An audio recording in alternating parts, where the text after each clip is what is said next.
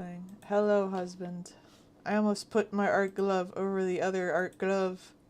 I have multiple art gloves. I think I have at least 3. I thought you had more than that. No, they wear away after a while. Look at my skeleton one. Like, the fingers aren't even there anymore. Yeah. You can see, like, where I hold the pen, where it, like, sits on the pen.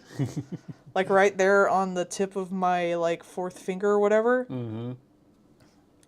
Like, I wear these the fuck away, man, because I draw all day. Hi, Vraloth. Hi, Nerosa. Car apparently puts out Naralam in the summoning circle. Okay, well, here. Hello, everybody. I should put an art glove on my tentacle. Just flops with the extra finger. That wouldn't even make sense because it doesn't even go over the fingers that actually hold the pencil. You know what it'd be like? It'd be like the pinky is on the end of the tentacle, and then there's just like a finger that flops around. Yeah. I have an art glove that has skeleton ones on it, which I actually bought twice, and I'm about worn through the second one. I have one with kitties on it. And I have a black one somewhere, probably in my box of stuff. But I wear through these bitches, man. Shut up, phone. But if I put, like, 2 on, both facing the different directions, I'll still have my middle finger out. Yee. So I can still flip people off with my flesh finger. The important thing. My flesh. Gotta make sure they know that it's a human doing it. Anyway, happy December. It's It Christmas. is December. I did not intentionally put up Christmas music. Hang on, I gotta cough real quick.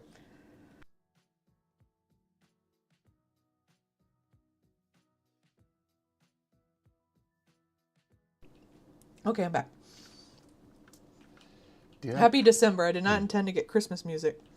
Do you December? It's just random game music, radio, or whatever. Do you like trains? Everyone likes trains. Choo, choo. Choo, choo. Choo, choo, choo, Is this the choo, actual train, size train, difference choo, between choo. these two? Choo, choo, choo, Minty, choo, why you so choo. small? Because Minty am small. Minty, why you so small? Nerosa says 19 days, like it's the ring, but Santa shows up. I don't think we got anything planned for Christmas. Not particularly. I don't think I asked for anything for Christmas either.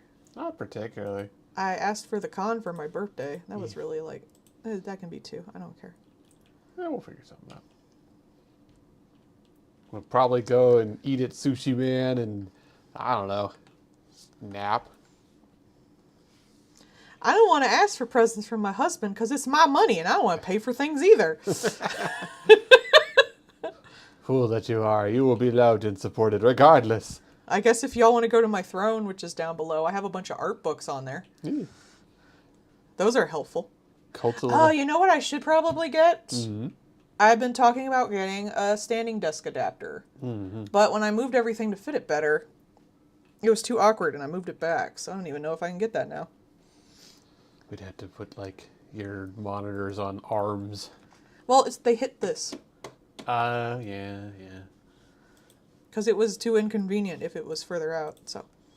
Well. Harrison says, I don't work outside the house. They haven't heard Mariah at all. It's true. I haven't either.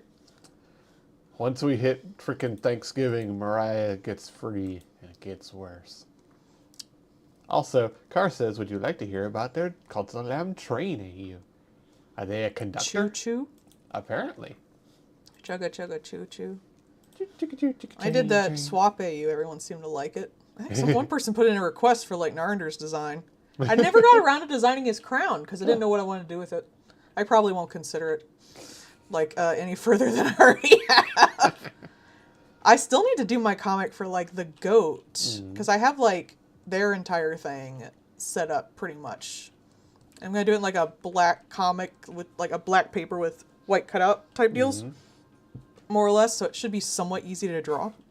I think... But I'm trying to write the porn comic. I think the crown would be like, you know, like those curios where you had like the little brooch? But like a curio that looks kind of like a lamb skull with the, you know how the crown has the points? You could have those points be the little curl of the horns coming off the skull. I actually have it being a skull with Ewan. I was actually thinking of doing a thing where I show like Ewan just melts their face off from like the jaw downward. And then the jaw breaks open, and then their like neck becomes the bottom jaw. Because like they have the open neck wound. Yeah, that's nice. So I was thinking of them showing that off like Nari does his face. The split face. And Nari's like, hot, I'm in. Yeah, he'd probably enjoy the fuck out of it. That's probably where that comic would go. I am a very simple octopus man. I don't think about things much. That I'm an one- octopus man. That Melody one, announces her gender. that one where like the chick turns into the demon and is like, how about now? And the guy's like, jackpot. Jackpot. That's just Nari every day. Yeah. Yeah. Ah, yeah, perfect symmetrical kisses. Suction noises. Disgusting suction noises. Yeah. Y'all monster fuckers, you'd like it. Don't even lie. See, like, the Mariah Carey music, I don't even mind because at least she actually sang it. There's, like, some music now that, of Yeah, course... there's a new one you hate. Yeah, there's the new one that I hate, which is, of course, the one that they're going to use in fucking everything. Probably, because it's probably dirt fucking cheap, since the guy didn't even fucking make it. And no, it's not AI. It's somehow slightly better, but also worse. Because this guy was like, no, just because you don't like music doesn't mean it's inherently AI. Did actually make it myself. I took someone else's entire fucking song and remade it in my style. And then I was like, that's clearly better. Like, No, it's not. no, it's not, you stupid fuck. And I was thinking about it today because I kept hearing it all fucking day today. And I'm like, we used to say like, oh, yeah, you just did a cover of someone's song. And that's fine.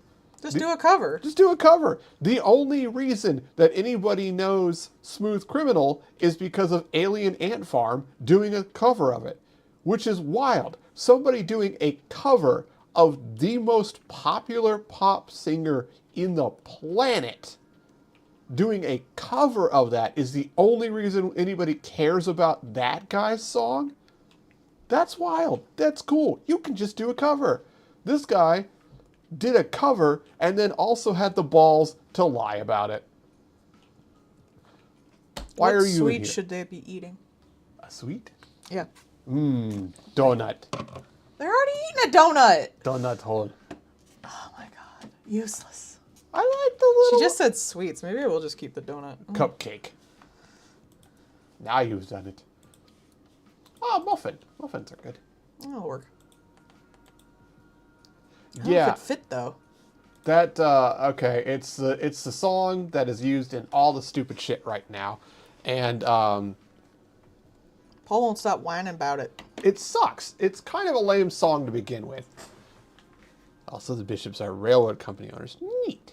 But like, it's like the song is just kind of lame, anyways. But I can tell it's just like this is the Christmas song. Do do do do do. Mystical Magical. If you've seen the stupid ad for the current season of Fortnite with all of its AI shit, which is why I assumed initially that it was AI, you've heard the song. You have no choice in the matter. It's every fucking where. If you've been in a Target, they use it in all their fucking ads constantly. I have ad block and I work from home, so I don't see anything. Yeah, so it's the current song of the season, and it's. But anyways, the whole thing is a fucking cover that doesn't tell you it's a cover. Oh, it's interpolation. I took this other song and remade it entirely in my style. Well, at least you stole it like a human being. Bro, you can't even if you have to watch. I like to listen to video essays and stuff like that while I draw. So I watch a lot of YouTube. And I cannot, when I have my phone, which doesn't have ad block, I don't know how anyone puts up with fucking non-ad block YouTube. And I'm not Yeah. going to give them money because they don't give, for one, they don't give that ad money to the people if I don't have ad block. They do not get paid enough on fucking YouTube. And two, I rather just support people on their Patreons directly. Yeah. Like Amelia Dory. I just support her on Patreon and get the uncensored version and watch that when it comes out. Yeah, because they don't fucking pay anybody with that money. Yeah, I'll pay those people. They don't pay with the ads. They don't pay with if you pay the thing to not have ads. They don't pay. So fuck them. So I ad block. Yeah. But yeah, Mystical Magical is the song. It's a complete one-to-one fucking remake of Physical, a song that was out before, and then lied about. It's a cover, but shitty. He's been whining about it for weeks. It's a bad song.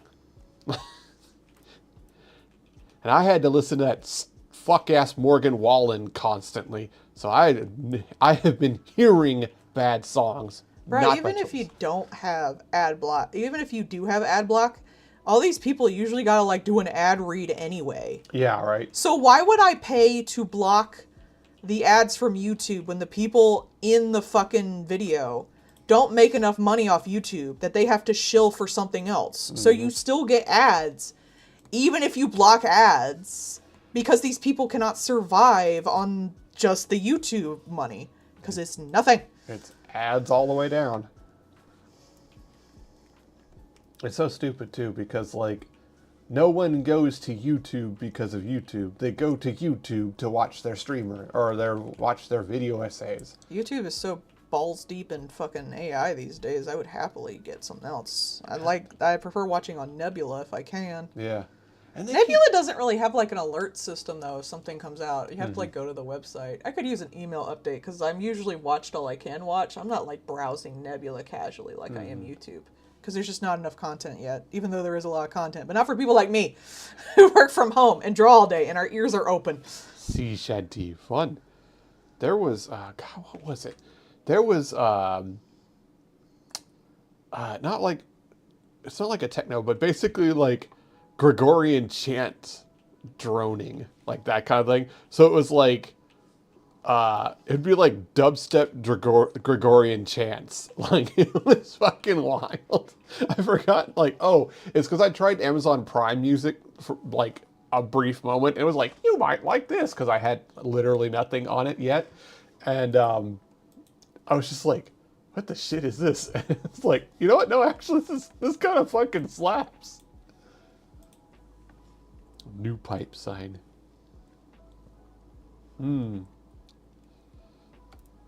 That's the thing. It's like everything is built around the stupid ads and ad economy, and then they don't pay any of the creators, so it's just a circle jerk of ads that don't go to any of the people that are the only reason that people are there seeing the ads. It goes to the high-end YouTubers, but that's about it. Like nobody turns on their TV to watch commercials. So fuck off. Oh, also, apparently we're in the top 10% of art streamers on Twitch. Yeah. Yay! If I actually like to stream, I could maybe make money off this, but I don't. I do it for y'all, and that's it. Mm-hmm. I don't like streaming all that much.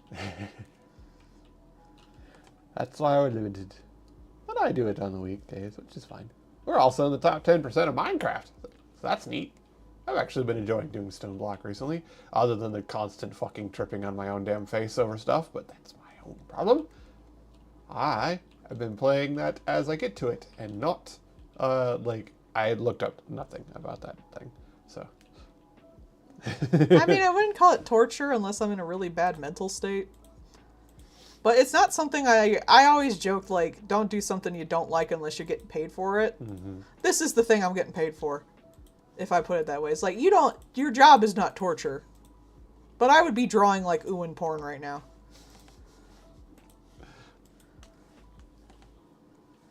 As if she I hope y'all are attracted to my losers, because I'm going to keep drawing them. I was going to say, as if you need an excuse to draw more Uwin porn. Hey, this time they're actually more clothed than usual, because I'm Really? working on the one where they get all of their wool all at once. And they hate it. Tee.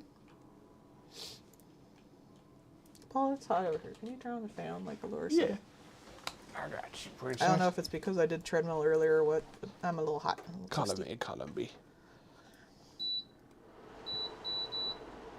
Hopefully that won't sound in the mic. I don't know, the sewing machine didn't. Watch that do, and the sewing machine didn't. Maybe. But I put it a little bit away, so it should be okay. It's pretty good about not picking up that kind of jazz. You're a jazz. It's sounding? Let me put my headset back on. Oh, the beeps, yeah. Yeah, the beeps was me turning the fan on. Put my headset. If it is, you could probably put further away. It'd be weird if the sewing machine didn't trigger it, but that does. Okay. Because my sewing machine's pretty damn loud. Yeah, I'll move it over a little bit and then turn it towards you to give you a cross breeze. Or I can just turn on the AC. It is actually quite a bit warmer today. It's like 35 or something. Yeah, I remember seeing like on Saturday it would warm up to like the 30s. Yeah. Let me turn on When you it. do that, you can just like turn off the thing. Yeah. There you go.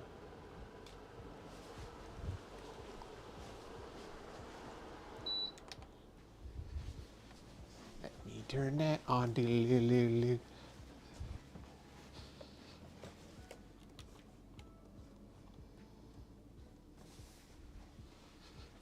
Doo-doo-doo-doo-doo-doo-doo.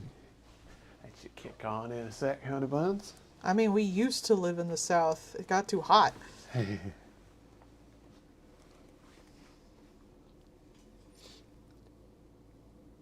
Yeah, we lived over there in freaking Virginia. It's like, oh yeah, don't worry. It's only like 80 today, and you walk out and just fucking disintegrate because the humidity is also 80. 80 here feels like 60 over there. Oh god, it's so nice here.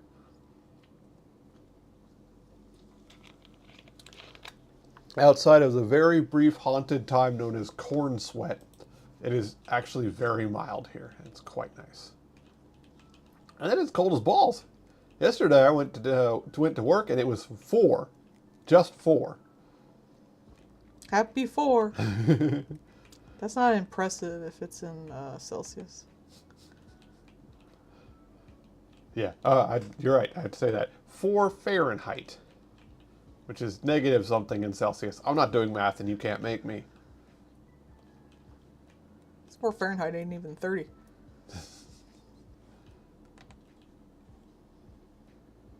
South Carolina. Oh, yeah, good luck. Absolutely not. And you can't make me. You're from Texas. Yeah, but most of Texas is actually pretty dry. So even when it is hotter, it's not as bad as Virginia heat. It's a dry heat. It's a dry heat. I burn to death. Literally walking by on fire. Well, it's a dry heat, so it's fine. Then you go to Corpus Christi, where it is as humid as Virginia, but also for some reason the water is just corrosive. It looks like normal water. Because it's in fucking Texas. Yeah. It's so weird. Corpus Christi, like, it's because of the salt content. You're salt. And it's just like, it looks like normal water. It seems like normal water. And then you come out of Prune. Or, like, you know, our drone goes into the drink and they get it back in, like, an hour. And it is literally, like, corroded all the way over. Ugh. Yeah, because they don't care about prisoners. Oh, yeah. They're just money signs to them. Mm-hmm. Especially something built back in the 60s. That's just going to be stone and, you know, a hole in the Hatred. wall, maybe. Don't worry, the hole in the wall still let the sun in. You'll never be cold. I know in Texas they had that one prison that was just tents. And, like, they had fans, but, like, someone was like, when it's past, like, 90-something degrees, Yeah. fans don't cool you off anymore. It's just hot. The air moving is irrelevant. Yeah. You suffer, we suffer, all suffer together. Prisoners aren't people, says America. They got dollar signs. Oh, yeah. Oi, oi, oi. Snort. That one person was like, I guess Japan doesn't have a lot of private prisons. Like, yeah, we're the fucked up ones. I was gonna say, here in the fucked up nation. Which is sad, because private prisons just mean they take our tax dollars and then do worse with it. Yeah. They make a profit off our tax dollars Yeah. to torture people and do slave labor. Hooray, America.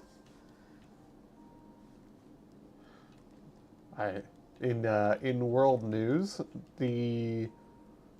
both the Chinese and the Russians are joining Musk in their enjoyment of blowing up rockets on the launch pad. Well, that's good. They have been, like, just recently, a Russian one detonated. Well, that's good. And like, the article was like, showing they're on their way to getting a rocket into space. And I was like, bro, what do you mean they're well on their way? It blew the fuck up. Last time I checked, if it is working, it goes up. The prison system, at least in America, was actually, because it used to just be dungeons that they'd put you in until they kill you. Was, at least from what I've been told, was created by the Quakers, because instead they were like, oh, we'll just put you in a hole for a while, and you'll read the Bible, and we won't murder you. And that way, you'll learn to do better, and you'll come out fine. You'll improve Instead of just either murdering you or work camps for the rest of your life. You'll improve yourself. Or like what, the debtor's prison in Britain, where you're just like in a hole for the rest of your life? Yeah, you just work till you got no debt, which is never. Yeah. But we might put a funny mask on you. What was it? I know with the Yakuza they had like the cutting the finger thing, because that does also like show that you have failed and shows it to everybody. But I wonder if other places have that kind of thing, or like had that kind of thing historically. Yeah, there's the cutting off ears. There's they used to actually like brand your face. Huh. Fingers are actually a fairly common thing to cut off too. Yeah. Yeah, body mutilation for punishment is a very common thing throughout history. I imagine fingers are the one, especially like pinky or thing like that. Something that doesn't prevent you from still working. It really depends on the crime. And the culture. Yeah. Remember that horrible line in Aladdin? Well, they'll cut off your ear if they don't like your face. It's barbaric, but hey, it's home. What if you're a Japanese guy that genuinely lost a pinky in an accident? Yeah. Yeah. Actually, I know Abe's Odyssey had to, in China, change one of its, change the hands. Yeah, because they had like the 3-finger hands. Because they had the 3 fingers, and apparently over there, the blacksmiths, I believe, or the butchers, I forget which, it was one of those, were treated really horribly, and that is a sign of like being one of them, and it's a sign of like treating your workers bad, and it's been used for like people protesting and things like that. So they had to change that. Interesting. That's why I like those like gaming facts things, especially if it's like regional changes and stuff. Yeah. What do some places allow and some places don't, and why?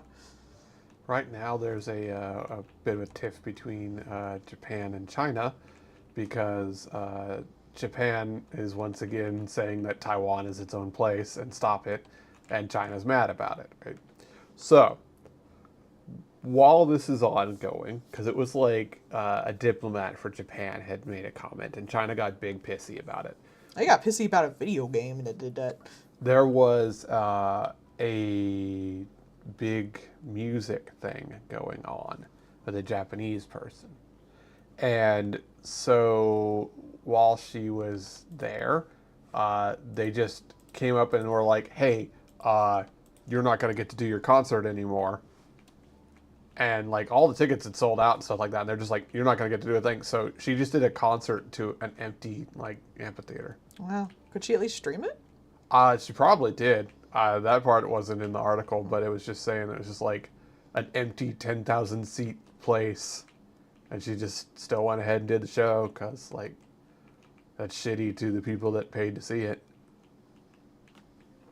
But I'd yeah. stream it. It wasn't even her. Yeah. She hadn't even done, she had no involvement in this other than just being Japanese. That's what they do. That's how fascism works. We Yep. kind of forget China is also fascist. Yeah. Not just America. It's in fact a lot of places.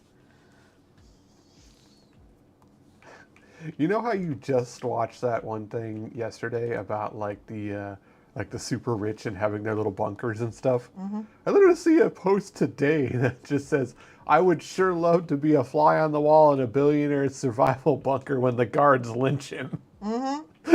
It's like, are all of you artists watching the same video? Probably, yeah. Yeah, I would say so. We're all.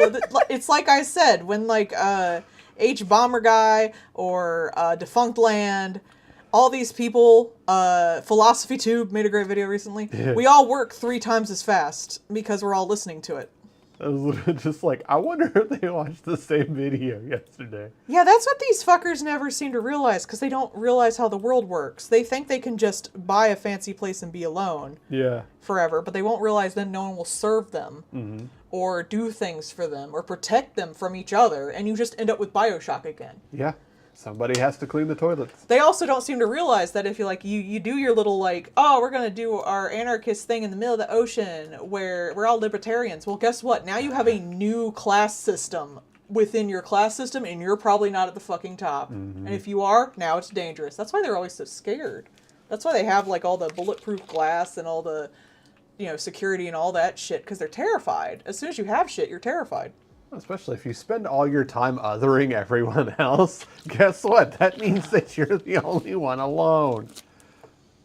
Oh yeah, they had to do the same kind of thing with was it in the Sword anime, Demon Slayer? They had to change his earrings in some countries. Oh yeah, yeah. Which sucks because there's a lot of merch Yeah. of those earrings. Yeah. Well, it's very recognizable, but like, That's very iconic. Which is funny because I don't think they actually serve any purpose in the actual anime. No, I think They're just there. Yeah, that's, I don't know. I didn't really watch the anime. I didn't like it. it. And I ain't reading the manga because I was like, I'm surprised this manga did so well when its art skill is like a C at best. Like, damn. The story just stuck with folks. Story wasn't that good. The concept was okay. Story wasn't that good. I'm sorry. I would have stayed with it if the story was any good. I think right now too, there's not like, they keep trying to be like, oh, it's the next big three, but like right now, shonen wise, like One Punch keeps eating it on the anime. Bleach is also eating it. One Piece is still just kind of the background radiation of the universe, and like Dragon Ball Super is not really ongoing right now. There's not a lot of like those big shonens for everybody. So like, I don't think there should be. Yeah, and Demon Slayer kind of stepped in at a really good time where there was a real lack of that. But it was also very short and it's over. I think even the anime is over. I'm not sure. I think they just did. Were they the ones that just did a movie, or was that Chainsaw Man? Somebody just did a movie Chainsaw recently. Man, I do know, just did a movie. I think it's trying to be the one of the ones, but the Japanese people are pissy about it. Yeah. The Western people love it. Japanese hate it. Yeah, Chainsaw Man just keeps trudging along, so whatever. And you gotta realize, like, all of these animes are only advertisements for the manga, so even if the anime sucks, like, that doesn't mean the manga's not doing great. Or the light novel, depending on what anime you're watching. If it's trash or not. No, there are some good light novel adaptations. Some. I would still love to know just what happened with Kaiju number 8. Because the manga was fairly good, and the anime just felt limp. It's badly written. I mean, yeah, but it was still like a B. Like, it wasn't like good. It was till like the second episode, and then took a fucking nosedive into everything that's wrong with Shonen ever. I stopped watching immediately. Yeah, that anime just tanked. I had to stop watching as soon as they were like, oh, the only way to kill this thing is to shoot it in the belly. And not like 5 minutes later, they were killing it by shooting it in the head. I was like, there is no sense of direction on this fucking thing. I am fucking gone. Because it was already pushing my nerves, because it was pulling out all the shonen crap. And everything that was good about it was basically gone once they pulled all that out. And then I was like, okay, so no one cares about this. Bye. Because they didn't care about the kaiju cleanup stuff at all. Yeah. No. Because that's not a big action anime. Because action anime are so good. It's the only kind of anime there is. That one with the trash one. I'm the trash man. Again, one of those ones that are like, oh, it's supposed to be like this, and it'll take this one's place. And I looked at the thing on it, and it was just like, nah, what? And they were already being like, this is the next, next big 3 1, and it's already taking the place of this, and blah, blah, blah. And at the time they were saying it, it was also like the lowest rated thing that was out at the time. They all want it to be part of that because that's where you make the money, but not everything's designed to do that. It was like, they were like, it could be the next big, huge thing, blah, blah, blah. And it was like, buddy, it's not even the next make it through the season thing right now. Jesus. There's not even really anything all that good this season, except for the woman who punches rich fascists and slave owners. That one's pretty great. Yeah. But, like, that's not going to get big. No, but No, it is for a lot one, of the fun. main character's a woman. Yeah. 2, like, it's very woman-centered. And 3, like, it's got the light novel problems, I can tell as we get further in. Yeah, yeah. But it had a solid, like, the start was solid, had solid episodes, but it is kind of like... The characters are good enough to kind of keep you going. In the same way, what was With it? All Roads Lead to Villainy? Yeah, all flags lead to death. Yeah. Like, that has the very big light novel problem of, I came up with a concept, and I kind of did what I wanted to, and now I have no idea where I'm going, but I still gotta make content. Yeah. Much like manhwas and stuff like that, and Yeah. webtoons. But the characters are likable enough. That's not a huge problem in that. Like, I didn't want to watch the second season, but I gave it a chance, and I was like, oh, no, this is actually pretty good, because everything tied up so well in the first season. Why would I watch a second season? Yeah. You're just putting these characters in places they more don't need to stuff. go. They're developed. Who cares? And no, like, the characters were entertaining enough. The second season was pretty good without even flanderizing them or anything like that. I was impressed. Like, that's a good, like, gag series if you can keep doing it, because if you have a good gag series, you can do that gag forever. And with the Punch Lady one, like, the characters are fun, it's entertaining, like, they're genuinely funny a lot of the times. And I'm it's- just worried they're adding too much political intrigue. Yeah. Why does every fucking light novel have to fucking fall into political intrigue? I swear, Because that's how you it's show... so annoying. That's how you show your big adult cool writer man. No, they're usually pretty boring. Either start with political intrigue or don't fucking do it. Just shut the fuck up.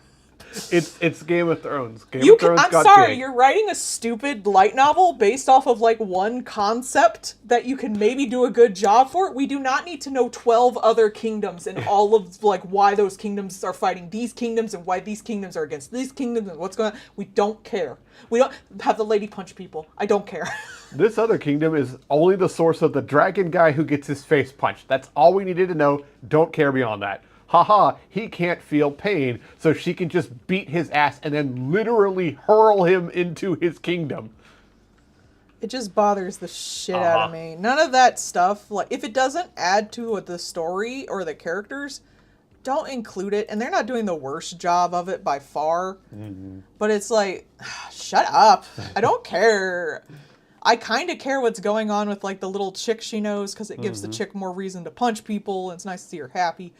And I like the goddess who just made a fucking self-insert of herself to try and take Yeah, over the whole, world. like, isekai chick being the villain with the OP powers is really fun and interesting. I love the few times they try and do that. I think that's way more interesting than these kingdoms' political shit. I don't care. Yeah. There's a chick who's got, like, isekai control everyone powers because one angel got, like, jelly of another angel. Like, there's two dynamics I'd really like to fucking know about. Yeah. Let's go talk about those people. Nah, you gotta know the political intrigues of my entire fucking world building. I don't care. Your comic is about a lady who got, like, fucked by her fiance and she punched him for it. We don't really need the biggest political thing. The main reason I like your thing is because that's funny and these characters are interesting because the prince is a fucking weirdo and she's fun love and the her prince. brother suffers and there's a little dog femboy. Like, I'm happy with these characters. I don't need the political intrigue. It just keeps me away from the thing I'm watching your show for. Get back in the maid outfit, says the maids to the Yeah. dog boy. because That's he's funny. Not doing his job. For once, we have a fucking anime where a chick's like, what? You sell slaves? I'm gonna infiltrate your slave den. I'm gonna beat the shit out of you and free all your slaves. I'm literally cackling while I'm beating a slave owner with another slave owner. This is my best day ever. Just her laughing as she's like hurling one dude by his shins at another dude is great. That should be the fucking response if you have like overdone isekai powers. If you're like an overpowered character and you hear someone is enslaved, you should kill that person. You can do it sneaky ways, but you should kill that person. And she did do it sneaky ways. Like in Ari Ferretta, apparently he also did that. He was like, what, you're enslaved? I'm going to blow this place up. Yep. Which is one thing, but she was sneaky and destroyed it from like got them all together. Got them all together to get them all arrested. Because she's a woman and she knows what she's fucking doing, Ari Ferretta. Stop stabbing the dragon with the giant metal dildo, Ari Ferretta. Keep the dragon as a house pet. That's far more fun. Well, she was into that. Like, she was into anal. Steal the dragon from the other guy after literally hurling him back to his kingdom. I mean, what was the Sex and the City line? With the right guy and the right lube, anal's pretty great.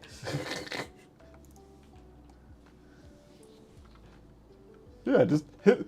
Have you ever been so mad you just wanted to hit a motherfucker with another motherfucker? That's I would love to hit a slaver with another slaver. That sounds like the only time you want to specifically hit someone with someone else because you hate both of them.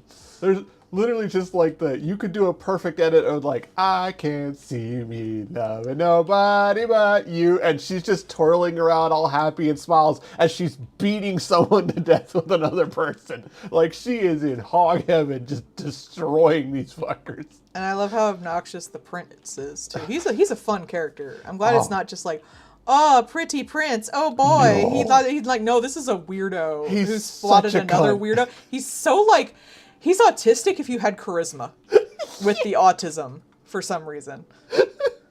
And he's great. 10 out of 10. Like, look, this motherfucker made his RPG stats and went full charisma build, but he is still just fucking weird. All int and charisma, no wisdom. He's there for a fun time, and that's everyone else's problem. And I like it because it's not just, oh, look, they're going to be in love. There's like the vague hint it might happen at some point. But for the most part, it's like, damn, this guy's fucking annoying to her. And she gets to punch him, which is fun. He starts off like, my favorite freak in the freak show. Like, you can have that, but it's better, honestly, in my opinion, to, like, just hint at it, unless you're, like, planning to, like, have a fully ended story, which a lot of anime does not. Then just hint at it and let the shippers have at it. That's way better, in my opinion. Because then it just slows down the story otherwise. Mm-hmm. And I like the guy who can't feel pain, who after getting his ass whooped was like, holy shit, a woman who can whoop my ass. I'm into that. Yeah, this is the one fucking, like, self-insert anime with the protag where I totally understand why every man totally wants this bitch. Because I too want this bitch who is, like, cold as ice and beats the living hell out of you with her fists because she can control time to hit you harder. Like, I also would be fucking attracted to that. She's literally just like this dude is like, holy shit, she stepped on me into the ground. Hot. Yes. And then, after she hurls him back to his kingdom and keeps his dragon because fuck you, it's mine My now. dragon now. And she told him to fucking shake. It was adorable. He then later on shows, they're like, we have someone who's here for diplomatic. He's here to help us in our time of need. This motherfucker walks in, opens the door, is like, wonk. And she's like, I see, you need more brain trauma. And then gets up and beats his ass. Awesome. It is fun. She's a fun gal. It is like, this anime is just unmitigated fun. Which is why I don't care about the fucking Do issues not care. with the fucking politics in it. I don't care. I do Isn't the whole point of having a character who's overpowered who can beat the shit out of everybody else to fucking, like, beat the shit out of everybody else and then not have to, like, care about the politics? I guess, like, in theory, you can't punch a whole kingdom. Yeah, you can! But, like, Shut up! honestly, I think the dragon guy's fun because mostly he even said, the rest of my kingdom's not going to be here. This is not a kingdom thing. This is me showing up with some dudes that like to fight with me because we're here to fight. Sup? He's just like, I just showed up with my bros. The rest of the kingdom doesn't give a fuck and they're not They getting don't know involved. what I'm fucking doing. And I do mildly want to know, what the fuck is up with that group of people that were in the outfits and the goggles? Like those freaky ass people. That was some good, like, design Like for their whole isekai bullcrap. I like it. kingdom looks like a bunch of fucking weirdos, and I mildly want to know what's going on there. Like, what the hell? If it was another anime, I would totally be interested in it, but Yeah, right. it's not, so I don't care. But mostly, I just want to see her punch things. Yeah. This is literally a punch of the week anime. It's One Punch Man.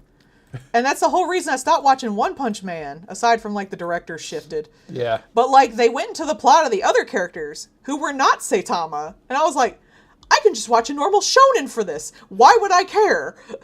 I already don't like shonen. I want to see Stop it. I want to see the man so powerful he held up his fist and a ninja broke his balls upon his hand accidentally.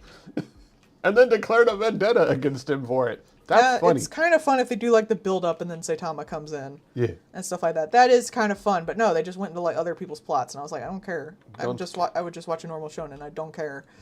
Like, that's why I like the One Punch fighting game, because, like, that is literally the thing. You are not supposed to win, and you're not going to. You are trying to stay alive and hold out until Saitama shows up and wins the fight.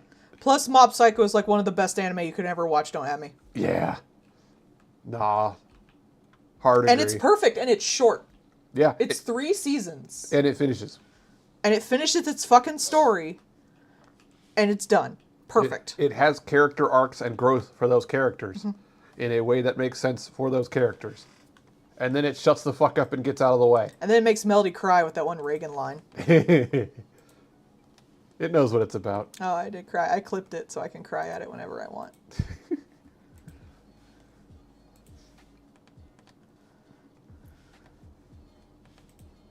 Locked damn lyric.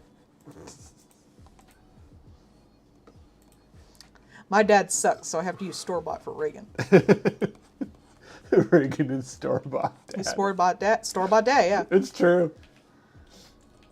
Found family, but like, you know, you kind of found it in the dumpster, but it's still good. Maybe you Yeah, polish it Mom's up a bit. great. And so is every other character in there. No, I mean Reagan is. Oh, yeah. Well, yeah. Reagan's still great. He's still a great character. Just because he's, like, a bad human doesn't mean he's not a good character.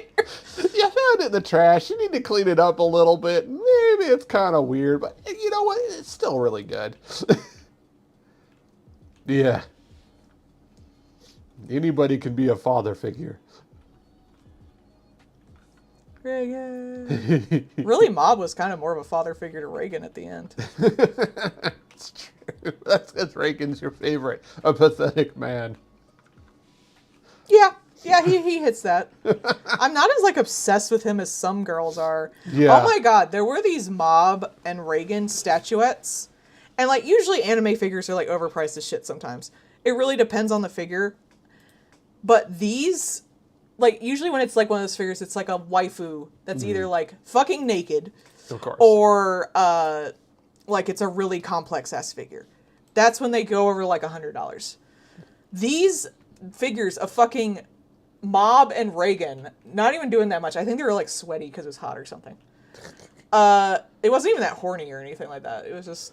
It was mildly Which is horny. surprising. They were like over $200. And I'm like, I don't think there's not some fangirls out there who especially won't pay the $200 fucking dollars for Reagan. But like that is such a subset of people. Like, oh my god. There are some people who are definitely horny for Reagan. They were making the anime, and it shows. Yes. I loved seeing those, like, thank God for the one animator who did this one scene. We know why you did it. It's just like Reagan. It's Yes. Like, yeah, no, that's fair. Yeah. Reagan. Reagan. He's a fun character. I imagine, like, it's not even necessarily the horniness. He's just fun. Yeah. He's fun to draw. He's fun to animate. I imagine that was the reason, like, One Punch Man Season 2 looked like ass. Everyone who worked on it that made it look good moved to Mob because they knew it would be more fun to fucking animate. And they were 100% right, and it's a better story anyway, so who cares? Oops. I just remember that one post that's like... Stop cropping. There we go. It was like, thank God for the person who took this, and it's like the original from like the manga of Reagan, is like, and thought, yeah, I can do that, and made this. And it's the scene from the anime where he's like running his hair back. Yeah, man, that's the thing. Like Reagan or one's art, you can see the potential in it if you're an artist. And it seems like artists just cannot not. They just see it and are like, ooh. Yeah, that's why One Punch Man got its really nice comic adaptation anyway. Someone saw the potential in that manga. Yeah. It's like, that just says, like, that says to me, good writing, good characters. Like, you don't need to be, Michelangelo and putting it up when you could just do it well. The art will show through. He's a goofy dude and you can do goofy things with him. It's true.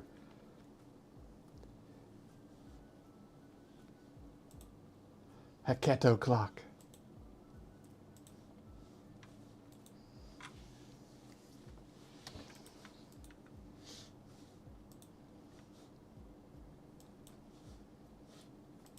Is there like a bowing meme I bet I could use for this? I bet someone's got this set up.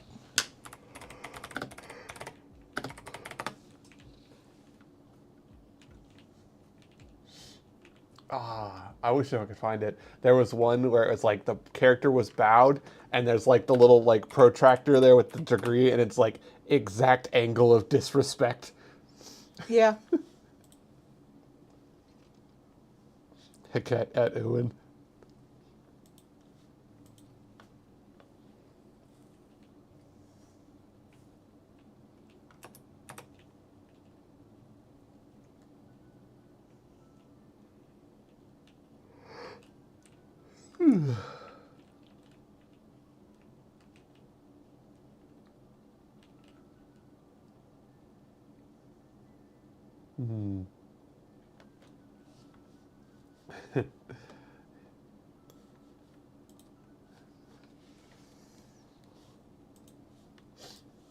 Oh no, I was just thinking if there was a way to draw this sillier.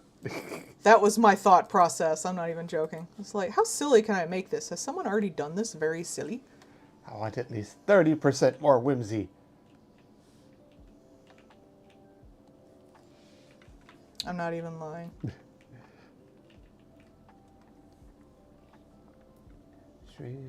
If people have done things better than me, I'm gonna go look it up. I will. That's the thing. Y'all get the requests. You don't get much of a choice of how I do it. There will be mischief. It's not a commission. I can make it as silly as I want. Artist choice. Art choose cause chaos. Yeah. She do. Or to bite me, probably at the same time. Yes. Like Leshy, her definition of chaos is bite husband.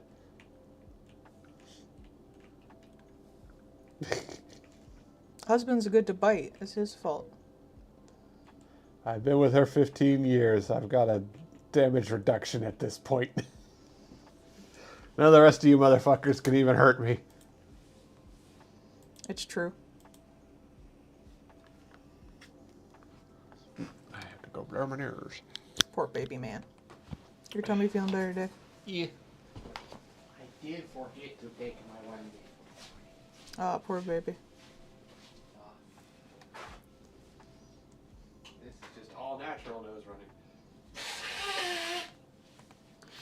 Ah, this could be sillier. Huh? Nothing. What the fuck layer was that on? Oh. I don't know, artist. What layer is the art on? I don't know. Someone put it somewhere. I don't keep track. Do you keep track? I don't keep track. Artist horror story, and you could never find the layer. Yes. His spouse wasn't meant for bite. Why so soft on teeth? Yes. I am always reminded of cats biting into cardboard. That looks like the most, like, enriching thing you could possibly feel.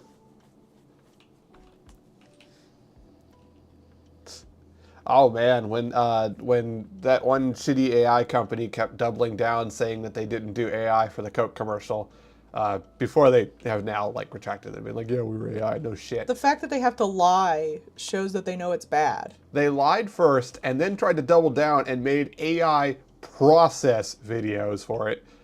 and people were just fucking like nuking them from orbit on it, which it was hilarious bad. And one of the things people point out was like, this motherfucker over here working on this thing got one layer and it's merged.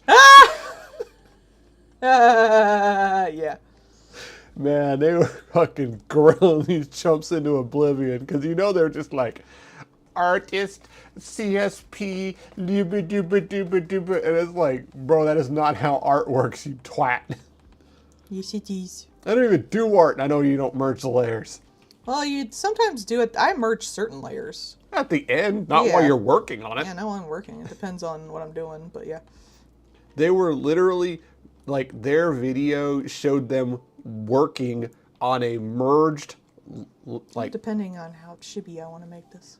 yes. Or if I want to make it, like, dramatic, like, Prince look of extra sparkles. I'll probably do that anyway to the face, because I think it'd be funny. Triangle chin Hecate. Like the very dramatic, sparkly eyes. Like he thinks he's just given like the coolest thing ever. And then Hakete's just like, eh. But like, it was literally just like merged layers. They were working on the background in a locked layer. So they were working where no work would show up. It's just like, everything about this is stupid and I hate you. What But program were they even like fake working in? I'd Like, have to, surely you'd be in some kind of video editing thing. Like, you'd be making, like, 3D models for the thing or something. I don't know. it was all, it was all stupid. It was all so stupid. I don't animate or use 3D, so I wouldn't know, but I would think you wouldn't be in, like, Photoshop making this fucking video. I mean, you can, but I would think you would use a more apt app for it. Oh man, After Scare. So apparently, the Freddy 2 movie is out, right? The Five Nights at Freddy's. Oh, I was like, No. like Freddy Krueger? I No. was like, oh, But no. I like Freddy Krueger. And at least from what I've been seeing, it's not doing as well, partly because it is like, whereas the other stuff had other people working on it, this one is primarily just Scott Cawthorne working on the directing and stuff with it. So it's got a lot of jump scares and shit like that. Because that's all he can do. And it's just kind of like it's tried to be very one-for-one of the game. Which, Never have your fucking, like, person who made the OG thing work on the movie for it. Like, one-to-one. That is a terrible idea. yeah, and especially because, like, it's a video game. Video game logic is going to be kind of stupid in movie. Mm-hmm. And it's kind of stupid in the movie. Which is a bummer, because apparently a lot of the, like, practical stuff in it, like the creatures in it, look really good. I would have thought it would just make money from being FNAF. I mean, it's gonna. Yeah. Like, I mean, it's it not, doesn't really matter how good or bad it is. It's for children. but like it's written worse than the first one. So like it's a marked decrease in quality because of that, which is kind of a bummer.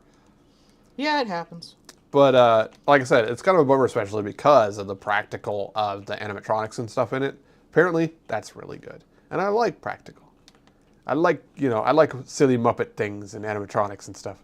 She showed me the thing with the Coca-Cola polar bear, which was apparently a Jim Henson Muppet. Yeah, Which Jim is Henson fucking kicked ass on that shit. It looked good. That's what I assumed was happening, the way it would do the pop into the poses and stuff. I assumed it was some kind of Muppet. So that was neat. See, sparkly eyes. Hey. Ew. Hello, my goddess. No. I am actually a super sparkly prince who is giving you the best present ever. Yeah. It's mud. The followers should be able to give you presents. I have been arguing this since they made the poet, but I want like an artist follower or a sculptor follower who will make like shit art that you can put around the fucking base, especially sculptors. Because you can already put up sculptures.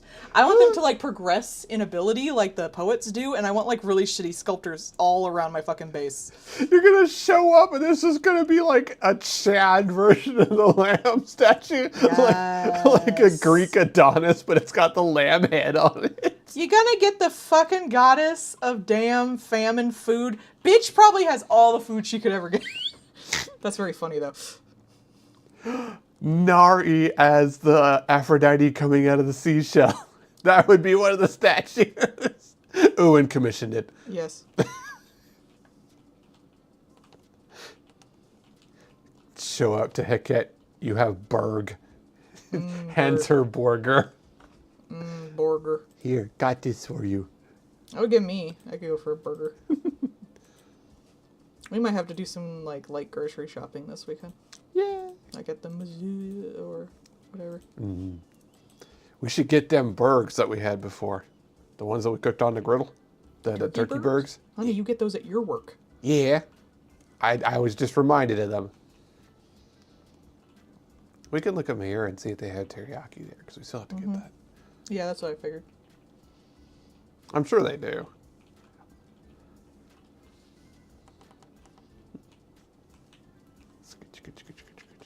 Sparkle, sparkle, sparkle, sparkle. Hey, how you see me?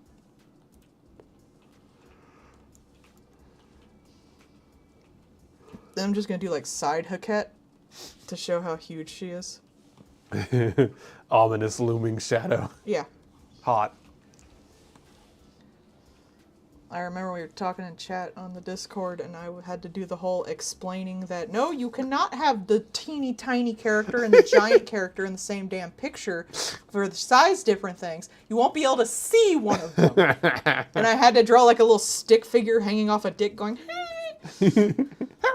You can force the like perspective and do it, but you cannot just do that. I have had to explain this to the dragon fuckers so many times. It's like, I can't fit them in the same panel. You won't be able to see that one. Oh yeah, the poet followers are hilarious. Who knows? We'll see what we get in the Woolhaven. Maybe they'll be more fun. I'm so excited. Mm-hmm.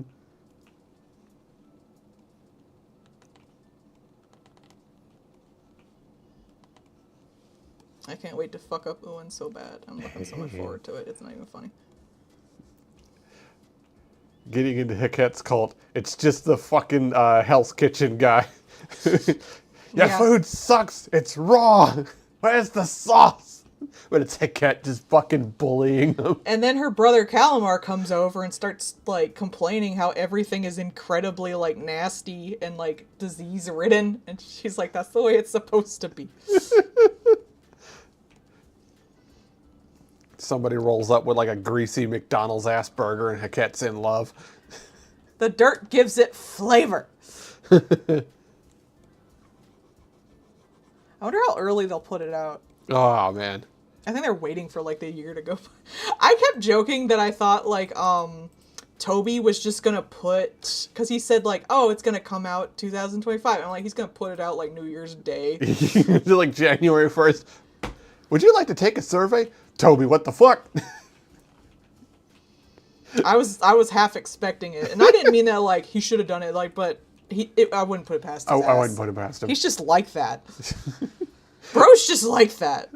He loves to do that kind of shit. Just sends out the sketchiest fucking link in an email. Yes, sir, Mr. Dogman. Sure can't wait to click this. Oh yeah, I'll click the suspicious link sent to me by a dog. Why would I not? That is still the wildest, like, way I've ever... Like, no one talks about that, but, like, that is the wildest fucking way to put out a game I've ever fucking seen. This water is too spicy, Heket, probably. I like to think that's what Heket did in Ewan's cult. It's just fucking sick of them cooking shit and finally just took the fuck over. Are you eating berries? We have food. What do you mean? Someone, I forget if there was an ask for this, but I thought I wrote a response to it because I forget if like I've saved it or not, if it's balls deep in my fucking ask because I get so damn many. But it was like, how good a cook is Ewan? Ewan is not a good cook. Ewan could burn grass. But Ewan does not care. You'll eat the fucking grassy gruel because look how cute they are. Whereas Nari is like, I will bake the most like optimal thing to get people, fed and happy by what supplies we have. He's very practical. And Haket is like, all this stuff tastes like fucking shit. I hate both of you. Get out of... I'm going to do it from now on. Look, this is food, and it will give you nourishment. Yeah. And Haket is like, I will beat you with a table if you do not get out of my kitchen. He knows how to keep people alive, not happy. The thing with like the Flintstones, where you just see the cat getting put out the window. That's Haket getting removed from the, or Nari getting removed from the kitchen, just scruffed and dropped outside. And Ewan's like had to scavenge for food their whole damn lives. They don't know the difference between good or bad food when they make it, but they really like Haket's cooking. Fucking trash weasel. This one's not rotten. Yes. Why do you think they're so chubby? They don't need to eat anymore. They still do it. Haket is like, no, absolutely not. I will reclaim my crown and beat you with it if you do not stop this right now. I still need to do a comic. I need to do so many comics of Haket, but I've been... it's slow, man. I've gotten good at shit, and I got so many commissions, it's slow making comics. But my plan was, she makes bread, and that's the thing that makes Nari actually fucking gain weight for once in his damn life. He's got some fucking carbs, and he guards it like kitties. So Ewan has to like make nice with her because she can do something for Nari that they can't do, and that pisses them the fuck off. But they still can't cook. So in exchange for that, they have to rizz up Haket for Fornius. But they just go to Fornius and be like, she likes you. Cause Ewan knows that Fornius is a straight shooter and she won't care. She don't care. She don't need all that shit. She don't need all that shit. Go over and talk. She likes big ladies. Haket big, strong, good at protecting children. No, she plunges one of them into the fucking dirt for being a little shit. Well, they were being a little shit. Yeah. Part She had mom permission. Part of growing up is learning when you're being a little shit. I just like the damn bro, it's Jairus, you don't have to do that. It's just Nari wrapped around a loaf of bread. And of course, like the boys love the bread too. Yeah, obviously. It's not just Nari. I think it's probably the one thing you'd fight over the kits for. Meanwhile, Haket has made 2 loaves of bread because she knew Nari was going to be like this. Ewan tries to make bread. First one is just disastrous. They cannot cook, man. Look like something I made. Yeah. I can cook fine. I cannot bake. Maybe I'll look up the ingredients for a good cookie recipe while we're up. The cooking twink had one for ginger snaps. I never made ginger snaps. Second is just raw dough.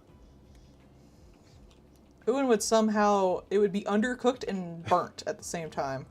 Gooey on the inside and Yeah. like charred on the outside. To see a cat just bean Ewan with the bread loaf. What the hell is this and how did you even do that? Stop it.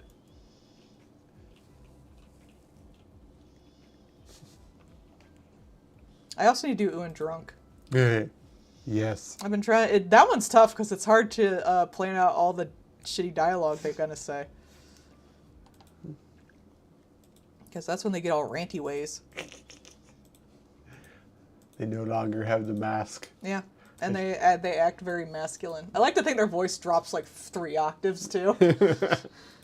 Because my headcanon for Ewan's voice is it's an effeminate male voice. Mm-hmm. It's a very like nerd voice with a little bit of like nasalness and stuff like that. And then the goat is a very masculine female voice. Like Doctor the Girlfriend. A little too far, but similar, yeah. Mm. You want that step on you mommy kind of voice for goat. Yeah. But Ewan sounds like a nasally little nerd. Look at this little dork. They're very punchable. Mm-hmm. I designed them that way. Look, they're made to take a pounding. Rude. However that happens. They're both attractive yet punchable. Both. Yes. They're short enough.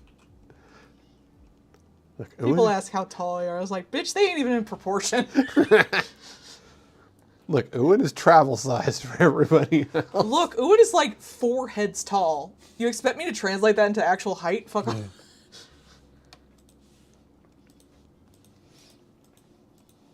My shit's cartoony. I don't fucking actually... This one's taller than this one, the end. It's like a chihuahua. They're like 5 foot, maybe, in heels. Height big. Height small. What's a cat's height? Loom. That's what it says at the height stat. Loom.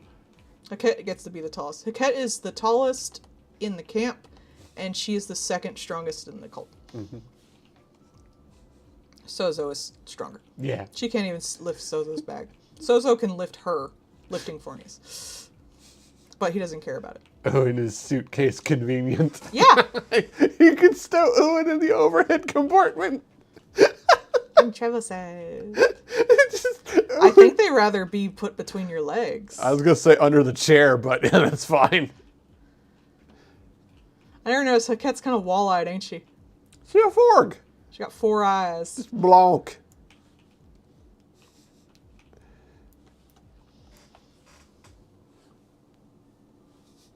They're just comically short. They have heels for a reason. They get slightly taller God mode when they're not like full God mode. Uh-huh. Because they get basically wedge heels. Instead, the only thing that grows is their hooves. Clack, clack, clack, clack. I'm sorry, they spent their entire life on the run trying not to die and not eating. I'm sorry they're not tall. I do like that one person who did like the buffest lamb ass ever. But I like the contrast of how deadly and how fucked up they are compared to how cute they are. Mm-hmm. That's why I made them that way. I've always been a big fan of that contrast. I think it's really cute. They're like Betty Boop with a knife. Yeah. It's fun. It is.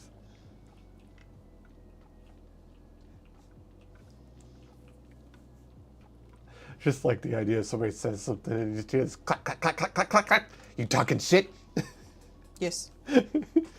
Gotta pan the camera down to see Owen looking angry. No, they would just show up behind you like fucking Batman and just have like the sweetest smile on their face. Like, what are we talking about? They're standing on top of another follower so they can look tall. I think it's cute. Like, they're already masking because like they you know, have cult leader. They're just a fucked up little guy. Like, they are like, if Nari wasn't there, they would kill themselves. Yeah. No contest. Like, they tried to in canon. Holding up Nari. Like, if anything ever happens to this, I'll kill everyone here and then myself. Yes. Yes. Yes. I'm not even joking about that. Like, Nari is the only thing keeping them up. Their deal with Nari was to be killed after they killed all of his siblings. Mm-hmm. And the only reason they didn't stick with that was because they wanted to spend more time with Nari. Like, as complex as, like, all of Uin's machinations are, their motivations are extremely fucking simple. And that's why they're so easy to break. I'll kill everyone here, and then you get to kill me. Oops, found family. I don't even think they'd want to, like, kill everyone. I don't think they'd care enough. They'd let them all die. Mm-hmm. They would kill them all for Nari, but I don't think they'd care enough to, like... I was going to have them talking with Shimura, like, about... Because I was going to have Nari and Uin talking to Shimura about, like, why they care about each other so much. You know, because... Yeah. They're, you know, what's your plans with my brother? Like, that kind of shit. And I was going to use that to go back to, like, the Uin starting thing. And that's how I was going to have it at the end. Because, like, Uin says, like, I would literally kill everybody here if it meant I could spend, like, one more minute with Narinder. And Shimura's like, same. Same. I also love my brother. No gods, only this one man. It's true. They don't got that much going on.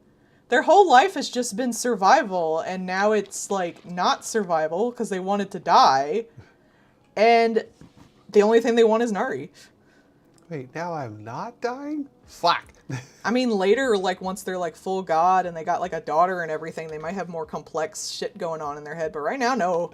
No, they just want Nari. Everything, every calculated thing is to get Nari. Why do they keep the cult alive? Nari. Why do they keep going out and collecting things? Stay strong, because, like, Nari's gonna kill them. So they want to be as strong as they can so that they can have Nari for as long as they can. Yeah. it's all just to have Nari. That's why they had such a freak out when they realized like they loved him as like an actual person and wanted and like And not the would let him methodology of leave- their death. Yeah, and would let him leave him, just leave the whole thing if they wanted to be with their family, which means Nari can leave, which means no more will to live, which means die. Realizing they're in love with them and they want them to be happy, even if it makes them unhappy, literally made them want to kill themselves. That's my character. What was your plan? I don't know. I never really thought I'd make it this far. And the only thing that kept them alive was that Nari wanted to be with them. And they didn't want to be there if they weren't there. And I think that's sweet. They're both toxic little fuckers. This is a bad relationship. But I love it. Well, someone said, like, somehow toxic, yet still wholesome. Chicken noodle soup. That's also definitely going to kill you, but it's delicious. Deadly dish. That's what Owen makes. Soup. Yes, soup. I'm hungry. After this, we should figure out dinner. Yeah. Wife over there posting horror terror, and it's just a soup store, but it's all clothing. I know. I How thought dare- that was so fucking funny. Not a chowder in sight. What the hell? I love torturing husband. Illegal. Why have mouth if soup not go in? Oh, also, we're almost at like 2K again this month. We're at like Nice. 1900 something. So thanks, guys. Yeah. The more you support me, the more time I have to stay home and draw and not do other things. Yeah. I think if it got up to like, I don't know, like 2,500, I'd probably like lower my commission slots. I don't think I'd ever stop taking commissions. Because you like the variety. I do love taking commissions. It's a very good creative exercise just in general. Bringo Burr. But I would have more time just to do my stuff. I literally sat down this morning preparing to do commissions, and I was like, oh, wait, it's Saturday. This is the day I'm supposed to be off, and I stopped. I was literally about to pull up Pixels shit. I was like, okay, time to do Pixels line work. Because Pixels is so big, I kind of saved it for last since it would take the longest. So she was up for... Covenant's Bard. Because she's got like 5 people in her pick. But then I was like, oh, wait, no, it's Saturday. I can do what I want. Hey. So I'm gonna work on my art. Yeah. Why does this anthill show signs of witchcraft? Oh, they're a colony of coven ants. Ah, that's cute. I like it because it's witch related. There you go, Bard. I have bothered her with a pun. I like witchy puns. More Right. witchy puns. Which witch? Witch. That is the only thing that I remember about that show, and the fact that it had like a femboy bottom to a dom tall girl. Yeah. Which was kind of cool. I wish they'd do more of that. I think it's the only kind I can really think of that as like the main couple. Yeah. I really can't remember anything else in that. That's because it was written like those 90s anime where they just expected you to read the manga and just put in characters doing crap Yeah. without any rhyme or reason. I always hated that. Like, think of Aiken. The fucking big tittied one. That's got, what, like an OVA of 2 episodes of nothing going on? It has like 30 chapters of manga of nothing going on, but still. Yeah. The thing going on is the titties. They haven't stopped moving. It is about titties. I don't really think it does anything deeper than that.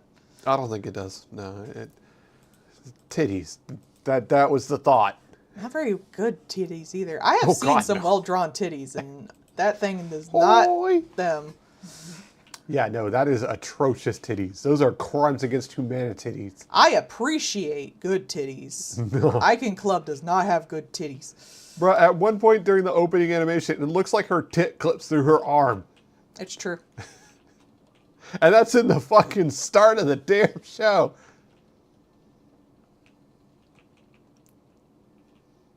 Now, meanwhile, the Castlevania anime, that's got a lot of titties.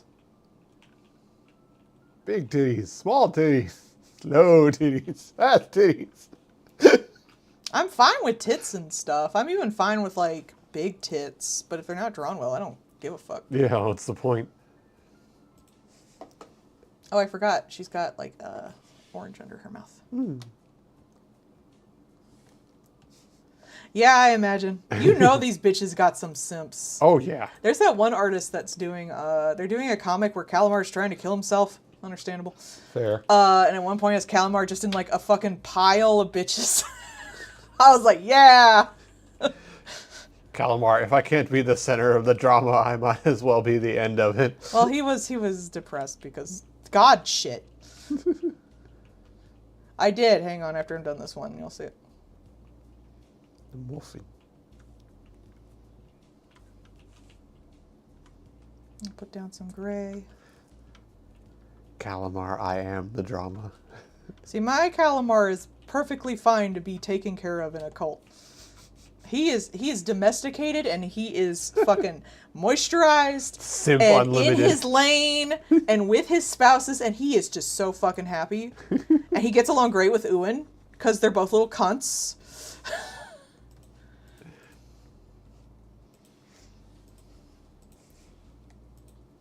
I guess there should be a bigger shadow. Hang on, I'll double up the shadows. Over this motherfucker.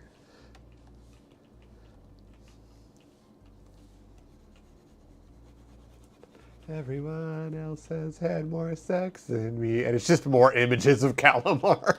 Every single one is Calamar in a different outfit. I need to do the design for Calamar's spouses, but I'm only going to do them for, like, side gags. And I don't know if I want to design characters that much for that. You need at least one water buffalo. No, honey. Explain I'm nothing doing all about of the mini bosses. But one thing I was gonna do was, like, Calamar and Ewan, like, dragging Nari into, like, a dark corner because they're gonna, like, make out and stuff, and they stumble in on Calamar with one of his spouses. And then it happens again and again, so Calamar and Ewan make up, like, a rotation. A rotation of, like, spur-of-the-moment fuck places and stuff like that. Because they keep running into each other, and they're like, we'll solve this like men. Owen crashes in, and Calamar's like, this is why we have a calendar. Nari's just pissed, because, like, you mean you plan out, like, our spur-of-the-moment fucks? Asshole. But there you go, Minty, there's you. I should put some blush on the cheeks. And it would be like, yeah, I plan out everything. Owen, I know when we gonna fuck. Owen, I have never not planned for you to destroy me. That's true. I do have a comic sketch for it. I haven't done it yet. Because I feel like it's a little silly and, like, self-indulgent. But it's like, I did the comic where Nari has, like, the two cats inside his head. Mm-hmm. And I was going to do one for Ewan with, like, how they see everything. But it's incredibly depressing. And I don't know if I'll do it because it just seems, like, kind of silly.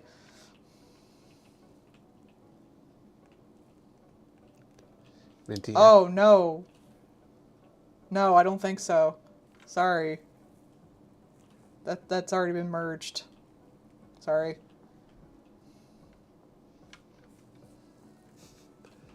Yeah, I can't just grab that. It's too many colors. You get inside the confession booth on weekends. I get it on the weekdays. Yeah. Hey. We have weekends? You guys get weekends? Calamar explaining weekends to everyone as an excuse to have another day off. Yeah.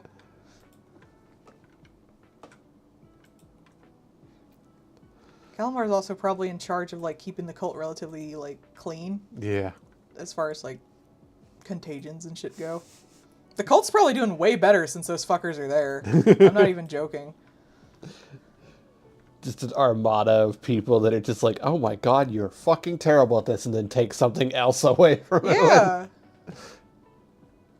Yay! Yeah, Leshy loves, like, he'll become obsessed over the crops, but he loves causing pranks and shit like that. Because he can't kill the lamb, so he might as well prank him for eternity.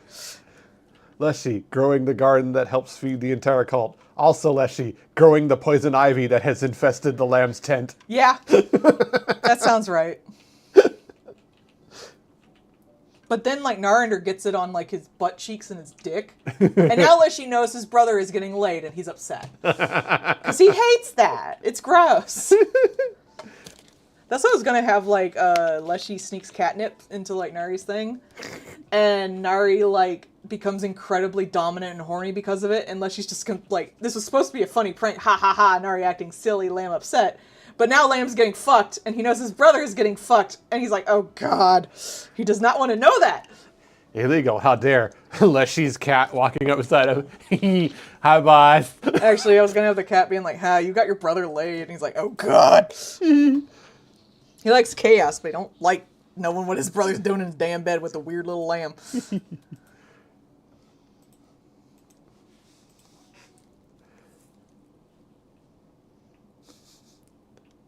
I mean, they might sex.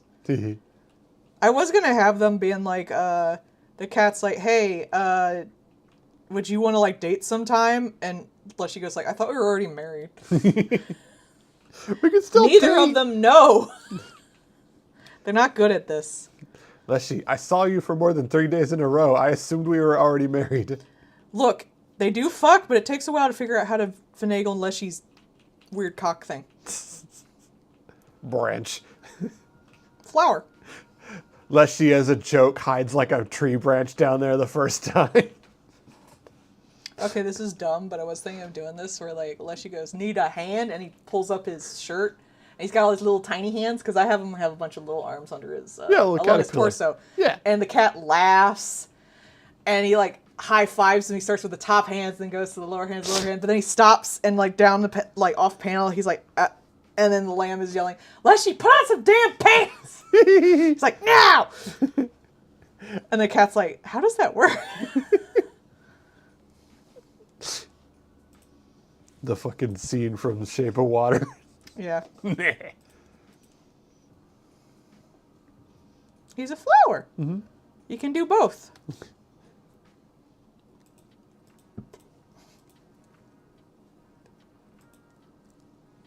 Yeah, so what do you want to be? Pollinated, or you want to pollinate me? Do I want to what now? Fungus. Infinite gender. I think it was like 2,000 genders or something like that. What's your gender? Yes, and also no. Go away. I do love my trans Sozo, though. Yeah. Aunt. Uncle. I'm a trans aunt. Oh, so you're an uncle. That's a funny joke. I should write a comment. It's so stupid. Ah, so that's why you're called Uncle Soza. Well, Leshy, he's a transplant. I grow here now, says Leshy. I do have him being intersex.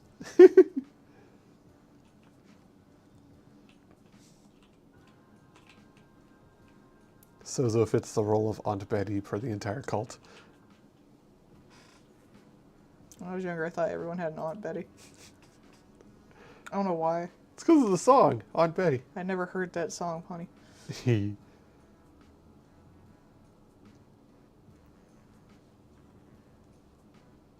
Oh, I gotta take a peek.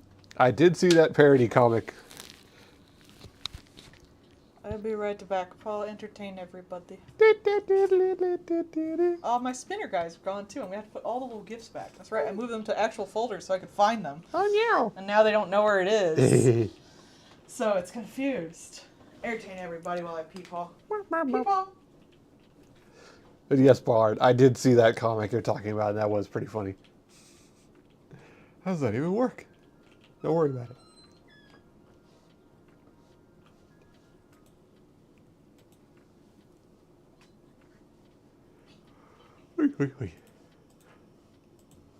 I still like, everybody always wants to do like the Superman and Luthor, but like, oh, what if Superman were evil kind of thing. But they never really do one where like Luthor is the alien and Superman is, you know, powered, but from Earth.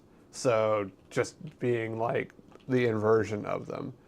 Because even in like Red Sun, where Superman ended up in Russia, it was still Superman. He was still had the, you know, the belief in protecting and doing good and things like that.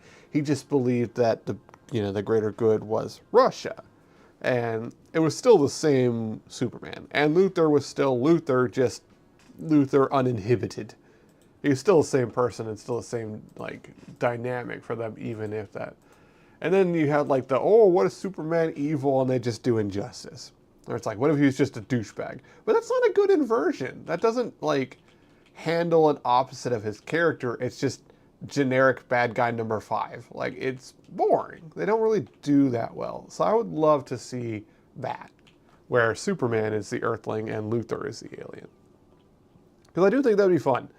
And a lot of times there's been many different ways of Luthor being done in fun and interesting ways.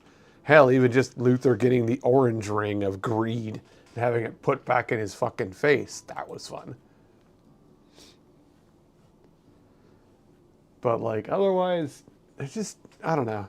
Everybody that I see try to do some kind of, like, thing with Superman usually just tries to have him be, you know, basic evil grunt man number 5. It could just be anybody. Like, why would it necessarily be a Superman character? It's just not as fun. And, like, right now, there is,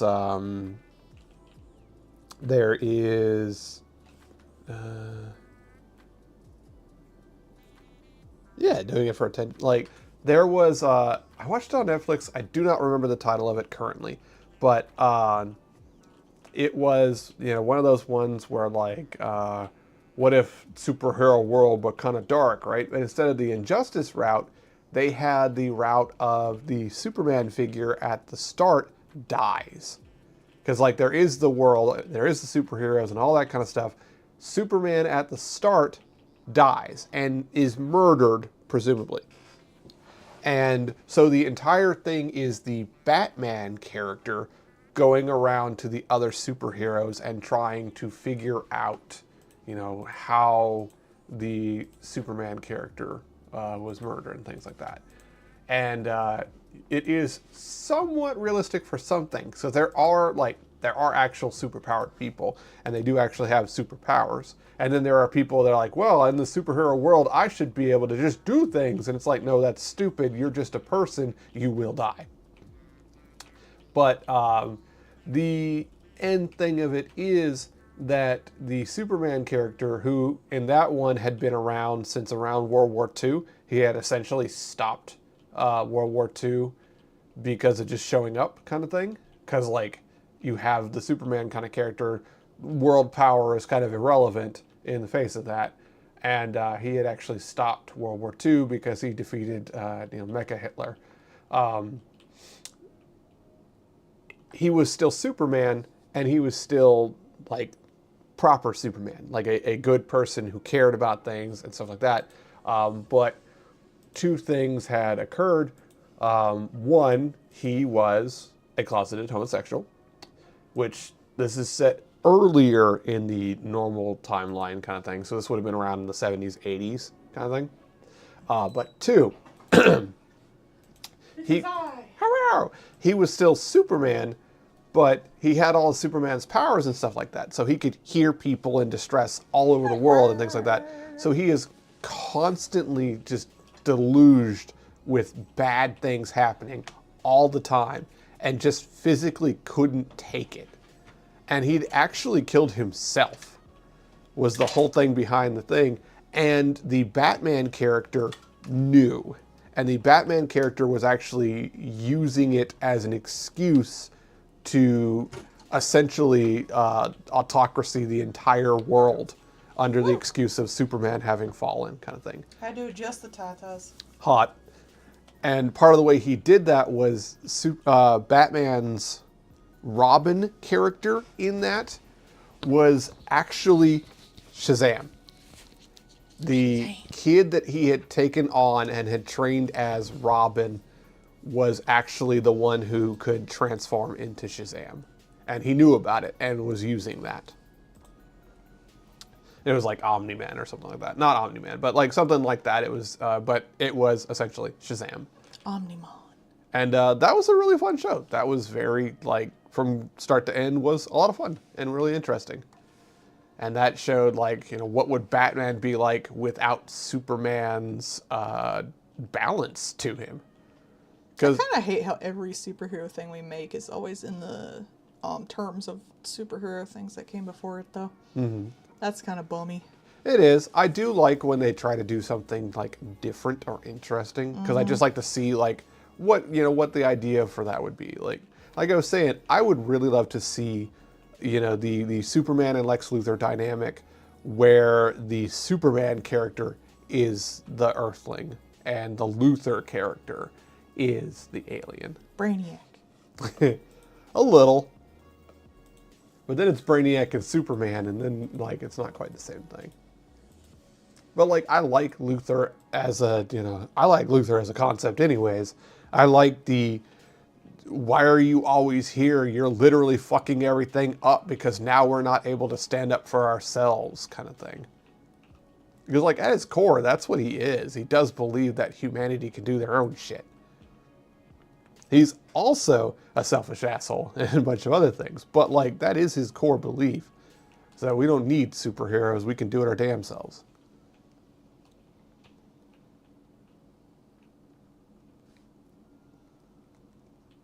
And yeah, Invincible is a lot of fun. I do like. I'm not gonna be like, oh, it's so gory and gross. Like it is what it is. It is a comic book thing. I do understand that, and a lot of it is pointless for the shock value of it, kind of thing. Whatever, but like that is fun, and a lot of the characters in there were interesting. I did like that essentially, in a thing with a Superman, even people who are above and beyond the norm are essentially meaningless in the face of that. Because, like, what is Batman if Superman just stops holding back? He's a dude in a suit, and the hope that he will not get pasted when Superman goes by. There was, right now there's this thing, it's one of those, like, silly event comic kind of things, right? It's like DC KO, and it's like a big, it is literally a tournament arc for the entirety of DC. And Melody hates tournament arcs. And part of the reason why it's an ongoing thing is because, at least right now, Darkseid is dead. Straight up, Darkseid is currently dead. There is the Ultimate DC stuff that is going on because they saw Marvel do it and wanted to get in on that. That is because Darkseid has died.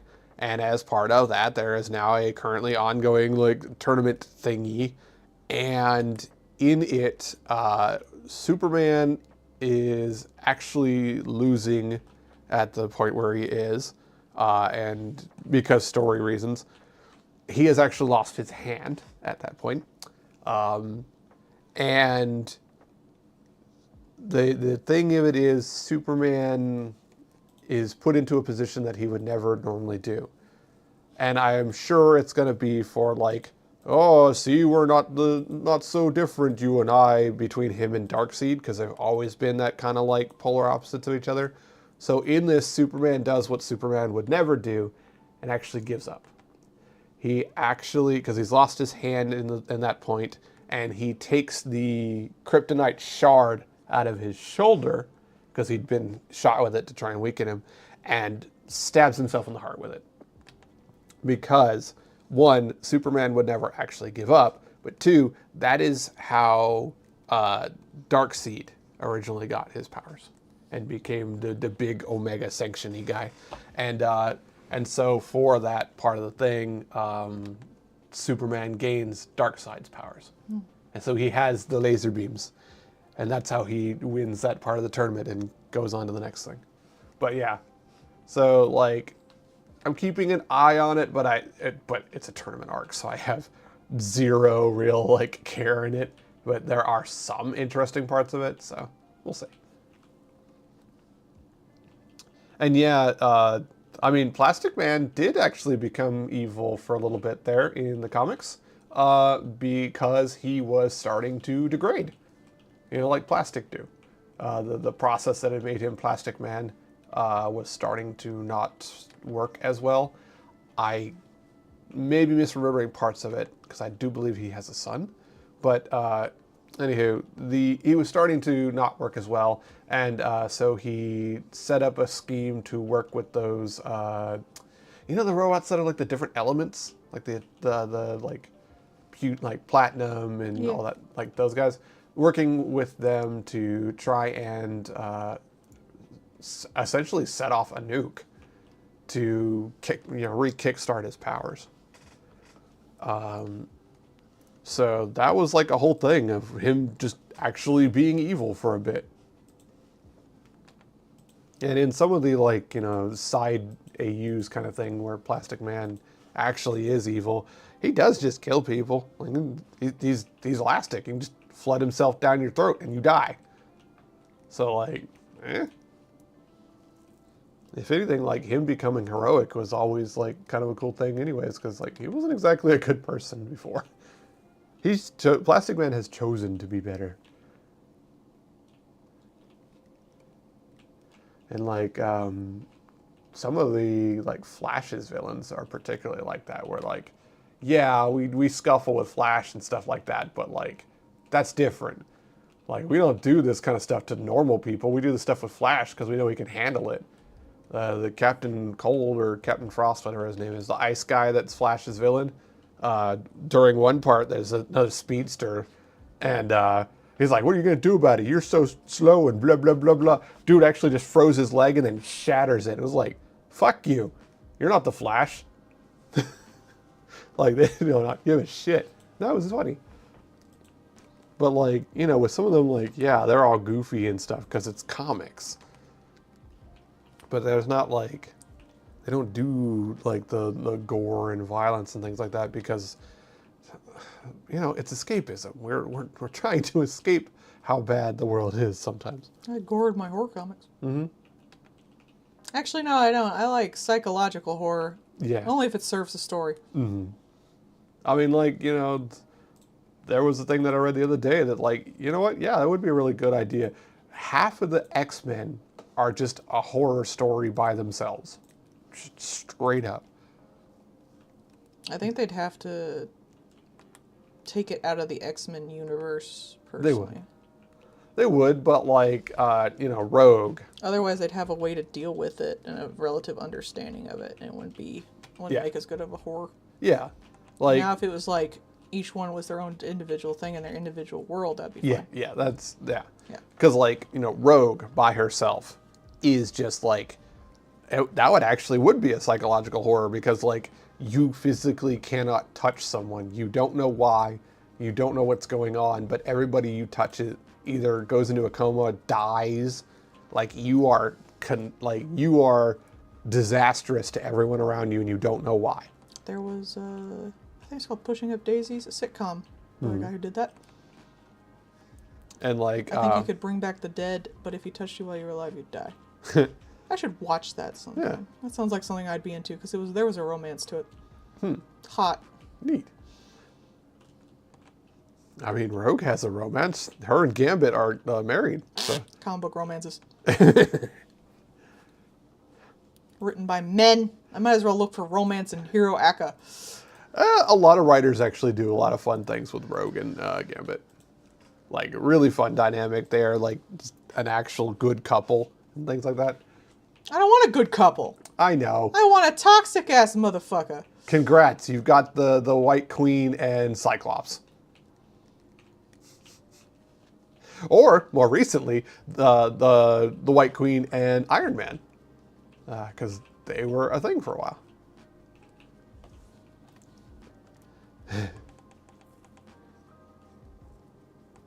Mm-hmm. Yeah. No, I agree. With Invincible, like, I know it's there for the shock value, but it doesn't really... I feel like it's so try-hard.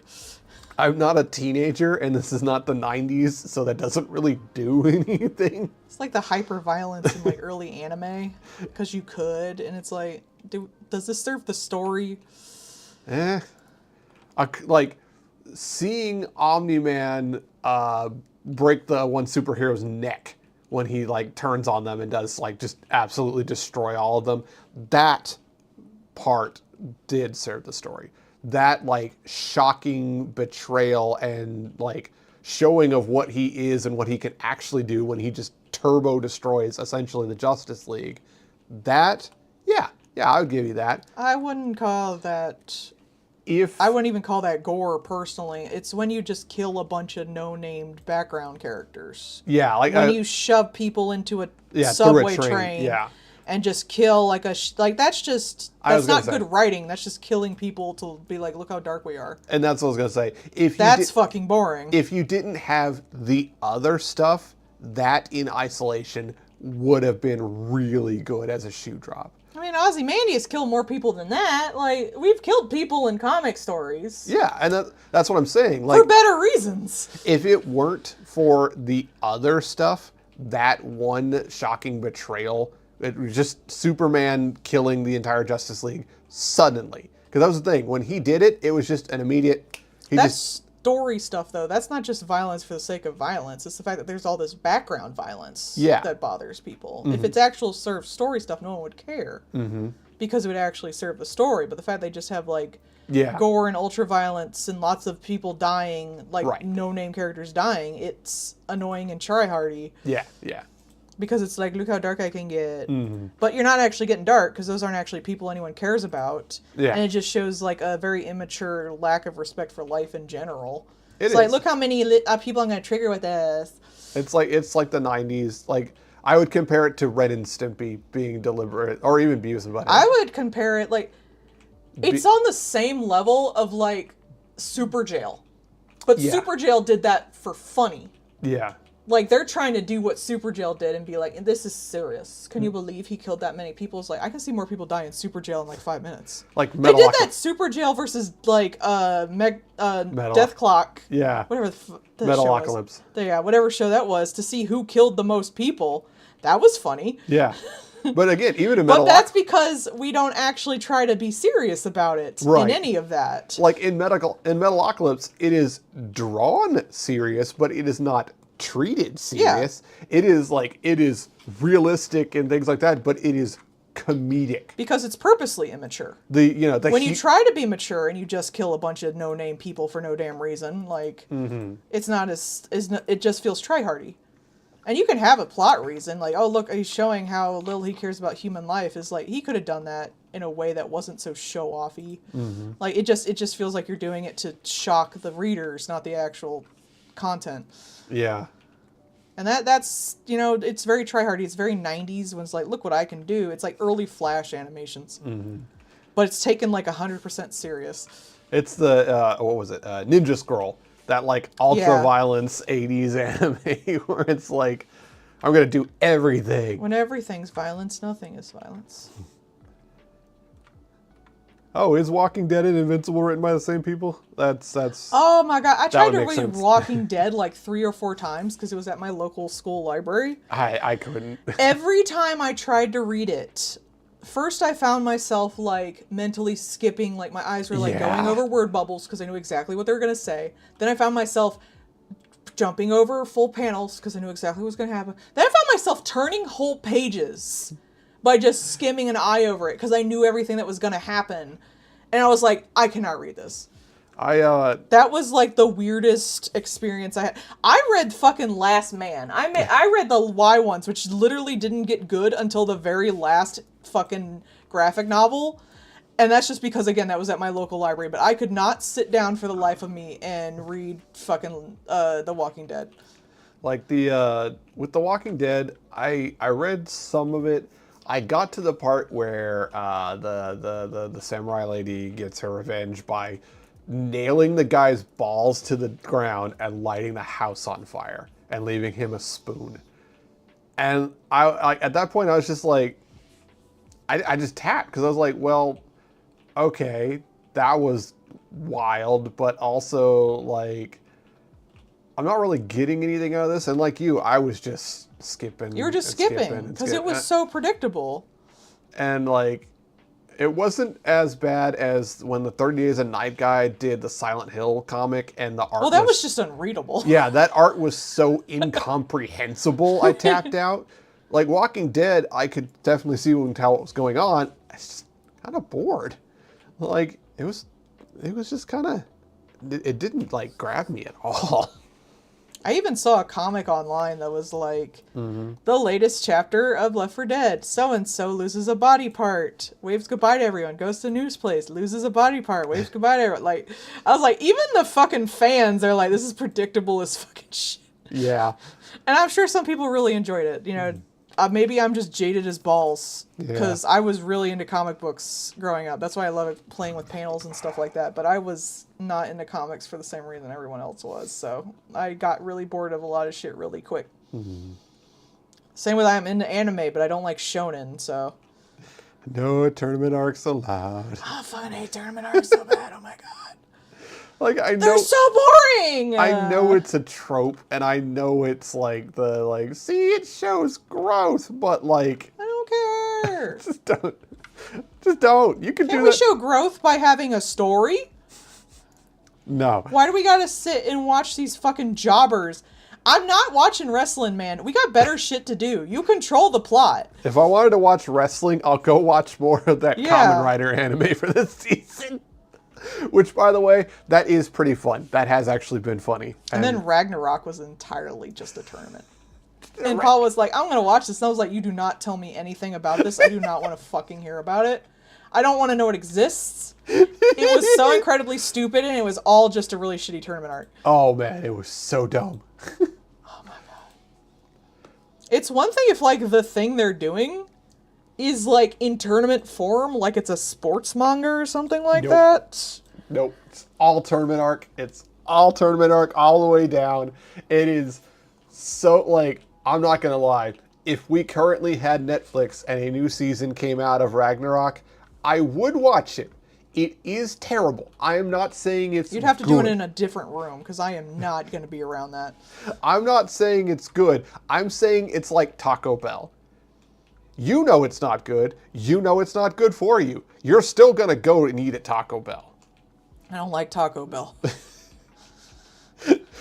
And that What is- now, atheists? Taco, like, Ragnarok is Taco Bell for anime. It is disastrously bad. And sure, fuck it. Let's go. Another season. It's just so fucking stupid. And not in, like, a fun way. It's stupid in the way it comes up with, like, really stupid concepts that should be interesting and then does nothing with them. Oh, it is so, like... It is the worst, like, showing of, like, anime being like, idea that is really unique and interesting. Nothing comes of it. Like, I just fucking, the Buddha in there. Buddha's great. Don't talk about it. I'm not gonna allow you. You gotta pick a new subject. I'm not gonna hear it. But, like, I 100% am down for, like, junk food anime, because not everything needs to be high-class thing. Like, I am not comparing the Punch Man to, like, Shakespeare or something. It knows what it is, it does its shit, and gets out of the way. If you want trash anime, you can go watch Akuba Maid Wars. And you should. It's good. It's really good, and everyone slept on it, and I'm sad. Like, the one anime reviewer guy that she watches... Oh, hi, Pixel. We're Hello. actually working on your thing. Wow. Like, the one anime reviewer that she watches, he talked about it, the Maid War anime as both the greatest trash and greatest anime of that season. Dude, And it that is. anime was so good. And it was taken so seriously. Like, it was just, like, the fact that it was taken 100% straight just made it better. Yes, 100. It was, like, comedically trash Hello, everybody. and great. Welcome.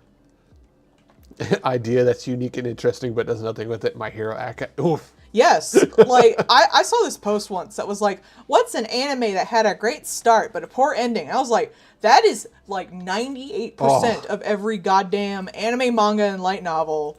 You need to ask the opposite.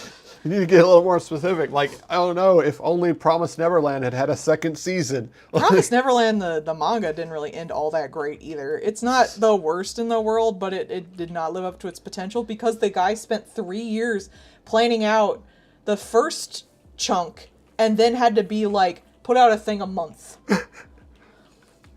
Thank you for the bits, Pixel. Also, hello, all the first-time chatters. We are talking about both good and garbage anime currently. And these are the request streams. So on Saturday and Sunday, Patreon people who are in the 10, 20, or 40 tier I'm making her trigger the same color as her eyes. get to make requests, and you get to see them drawn live on stream. Hooray. Not very well, but it's just for fun. But they're fun little requests with varying degrees of how much you can get done, depending on your tier, and you also get a sliding scale of discounts on commissions. So there is our shill for the day, and enjoy the art. You also get first dibs on merch too, and I'm waiting for my foiled Cult of Lamb pieces for that crowned piece. Yeah. I'm excited to see those. I'm also getting little plushie keychains done of me and Paul. However, they're so expensive, I probably will have to like either auction off or raffle off the extra one we get, because of course we get some. Of course. Okay. Or do a pre-order thing, because they're at least like $12 a pop for me to get ordered. That's not counting shipping. So they'd probably have to be like, with the shipping back ways and forth, with the shipping on Etsy and all that shit, they'd probably have to be pushing like $20, $25. Yeah. So I'll have to see about that. Maybe we'll do a pre-order thing for like a month, see if anyone wants any, and then we'll tap out. Yeah, I actually moved Paul. I organized my gifts recently and put them in correct folders, and now the thing doesn't know the wrong places I originally sent them anymore. Oops. So now she's got to redo all the links on I stream do. to I put didn't everything realize back. it till literally right now. Oslo Pixel, thank you very much for the goblin cleanup. And I blame you for sending Doom, so now I have Duke Off as well, which I'm going to have to play on stream next time, because Duck Off is really fun. I also spent the money I would have spent on Goblin Cleanup, and I bought it for Lloyd. Because I figured I was going to buy that anyway, so free money. I'm going to play Duck Off on stream because I think Duck Off is a fantastic game, and I think that every person we get away from looking at things like Escape from Tarkov is a good deed. Because I'm not going to lie, I did want to like extraction shooters, and they have consistently let me down and been disappointing. What's the difference between a shooter and an extraction shooter? So an extraction shooter is the loot you have is what you have gotten. You have to loot and scoot. If you die, you lose the shit you had, and you do not have shit. So now you have to go out and get more shit. Or sometimes you have to go out naked because you've lost all of your shit. Oh. Thank you for the follow, Rad Enderbry. So things like Escape from Tarkov, the current thing Ark, which no one should play because it has AI horseshit all over it. There are even like mods to things like Fortnite, or even Call of Duty has an extraction shooter now. So they're all over the place because despite not being mainstream, Escape from Tarkov has stuck around for a very long time and has been a very, it has filled its niche, basically. And so, and everybody else keeps trying to do Escape from Tarkov, but they haven't built up a player base, or they haven't completed the game, or shit like that, and it keeps bombing over and over and over again. But development cycle, so people have already sunk a bunch of money into it because that should be the next thing that makes us infinite money. And Tarkov doesn't even make itself infinite money, for starters. For two, part of the thing that keeps Tarkov going is the player base hates each other and the developer. And the developer definitely hates the player base a lot. They hate the fuck out of each other. So that is a toxic cesspit over in the corner that nobody should be trying to emulate. And every other time some extraction shooter has started up, there was that sci-fi one that was pretty fun, and then people came from Tarkov and made it miserable. And Do you think they'll come to Duck Off? Duck Off is single player. They can't. Oh, okay. Those motherfuckers can't. But what's the point if it's single player though? Then it's a fun game with a storyline. Oh, okay. It has the mechanics of an extraction shooter where things can go sideways and you lose your shit. And a roguelike kind of game, because it is. Every time you go out, it's a different thing. And everything is moved around and changed a bit. So you have all of those fun mechanics and interesting gameplay loop without the douchebags. Homeless man with gun gathers resources just sounds like a tabletop game. Like Yeah, D&D with guns. But like, so it is the parts that I enjoy without the possibility of the fuckbots. Tarkov is the Dead by Daylight. Nobody likes it. The Dez, the gameplay, or the players. Yeah, exactly. Yes. It just, like a month ago, finally came out on Steam, where it told everybody, hey, if you have this game, keep playing it because the Steam version is different and you will not have your account. So you have to, you either have to keep playing it on Tarkov or start brand new on Steam. Everybody plays together. It's just the accounts can't cross over because fuck you. The dev hates you. All right, Neurosis turn. But man, I do not wish to play that game. Like the science game, because it was a brand new one, when that started up, had a great sci-fi storyline, interesting world, full of alien stuff. You were trying to find out what happened because basically you were the second wave of colonists to show up on the planet. And the whole thing was about trying to figure out what the fuck happened to the first. And it was great. Dead. And it was, oh yeah, they were definitely. But it was a lot of fun. And it was really interesting.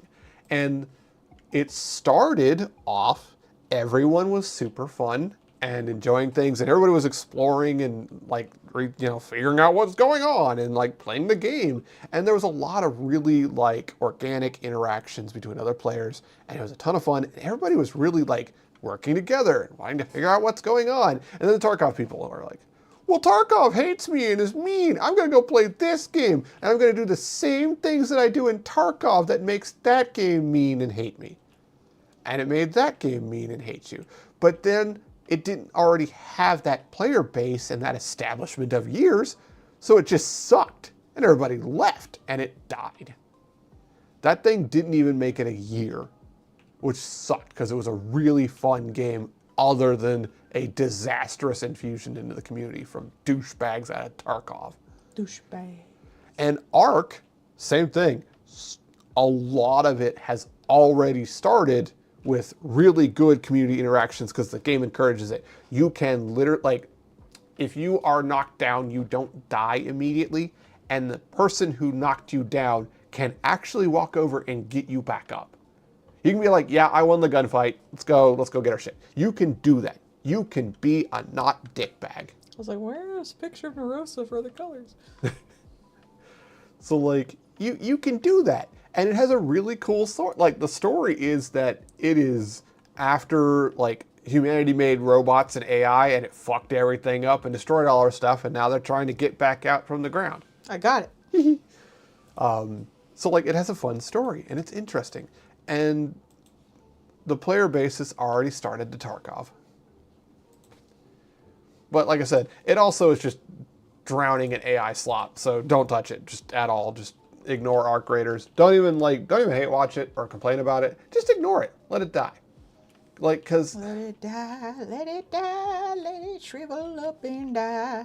Cause them and Fortnite have just dunked their head in the AI lava and are just screeching into the water. So don't.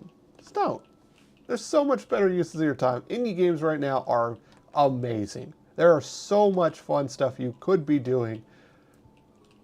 Just why would you even want to do that kind of thing when there's just so much better to do? Duke-Off. Duke-Off is a small group of people. It's fun. It's silly. It's a great, enjoyable experience. And you know what it doesn't have? A bunch of AI crap. It doesn't have a bunch of people that hate you, including the developer. You can go play a bunch of indie games. There's Fish and Chill. There's that sledding game that's going to be going. Go play Peak. Is Fish and Chill good? It looked being suggested to me, but it doesn't look weird enough. No, it just looks like a nice, just pixel art fishing. I don't think there's anything weird with it. Boo! I think it's actually just a fishing game. Make it weird. I just want more Dredge. Honestly, given the way things are, it's one of the only ones I've seen that's actually just a fishing game. There is that one that's you have to fish to feed an eldritch god. Yeah. So I guess you could just do that one instead. Yeah, ironically, it's like the Avatar. It's just a fishing game? No, it's like a fishing game with weird stuff, right? No, it's just a fishing game. Man, there's been a lot of people being like, this is the next Animal Crossing lately, but all of the ones that they're like, this is the next Animal Crossing, it's not. It's the next Stardew Valley with slight Animal Crossing things. It's so much more about resource gathering and farming, and I want something that's more about decorating and Yeah. drawing and cute And the little social stuff. critters Yeah. and maybe collecting bugs and stuff like that. Yeah.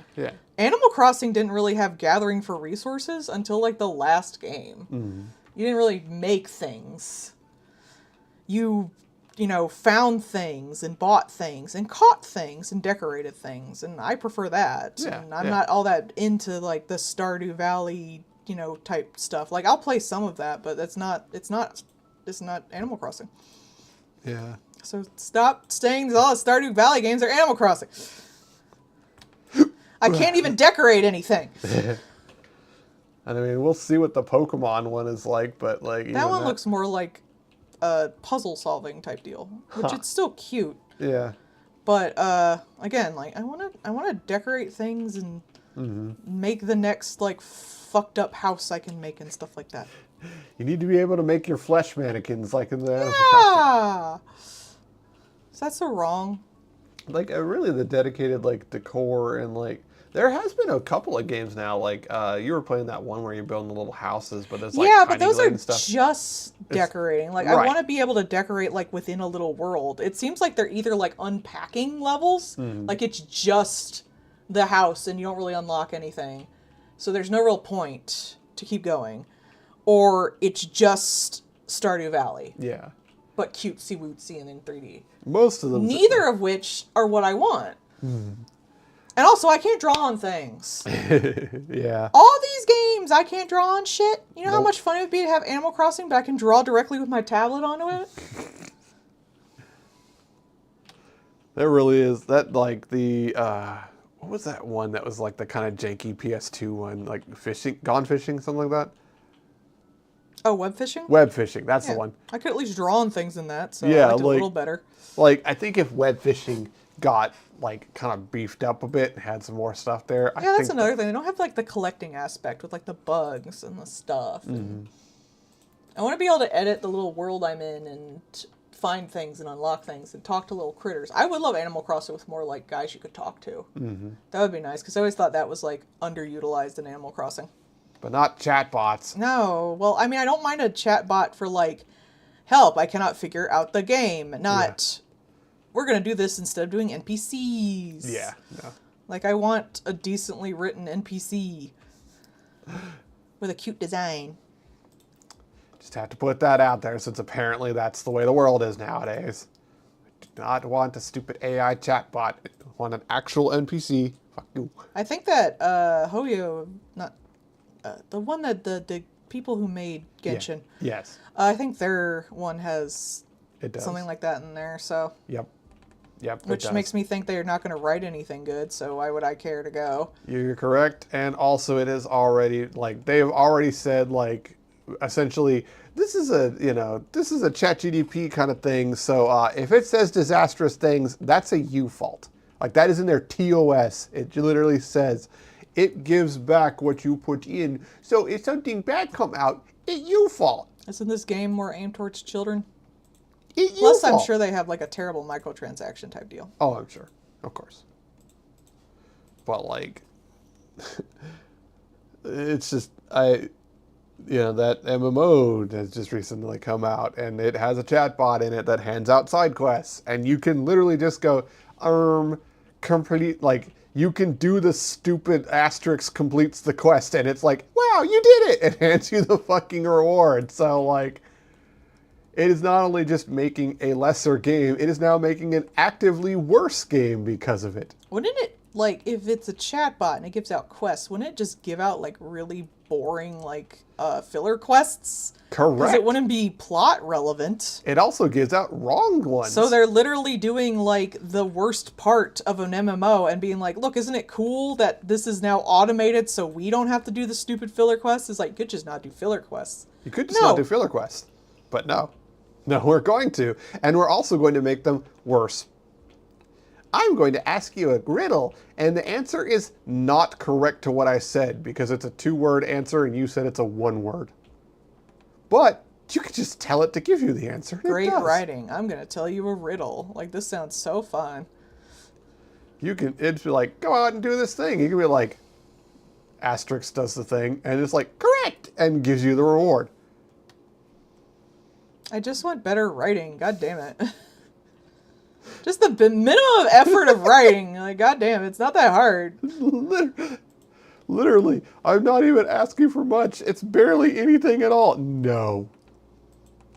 Like, to me, that just says, like, you're not going to put any effort. You're basically making the base MMO and nothing else.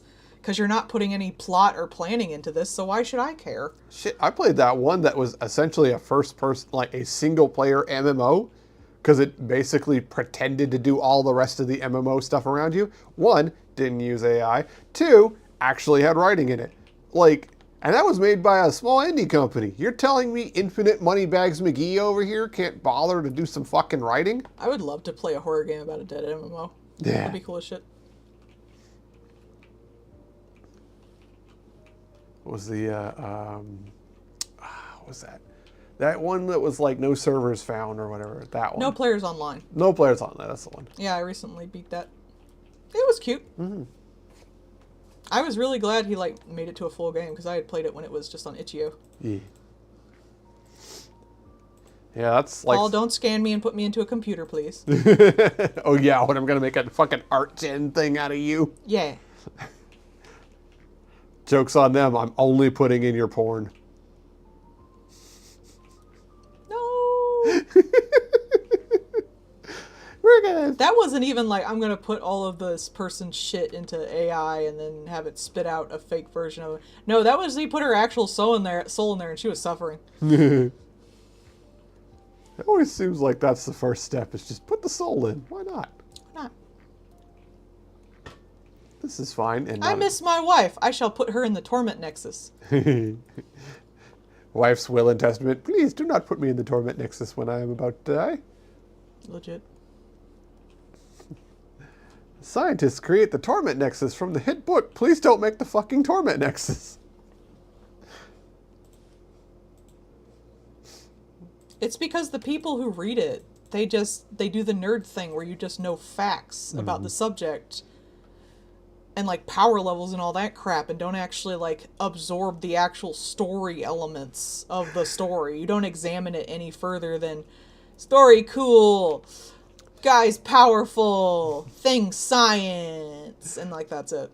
Creator of Future Utopia show going, you know, Hitler had some good points. Yeah. That was funny. She was watching a thing on Gene Roddenberry the other day, and it was. That guy was also really, really, really wanted Data to fuck. I mean. Really, really, really, really, really bad. Yes. He's a fully functional android. The show really wants you to know that.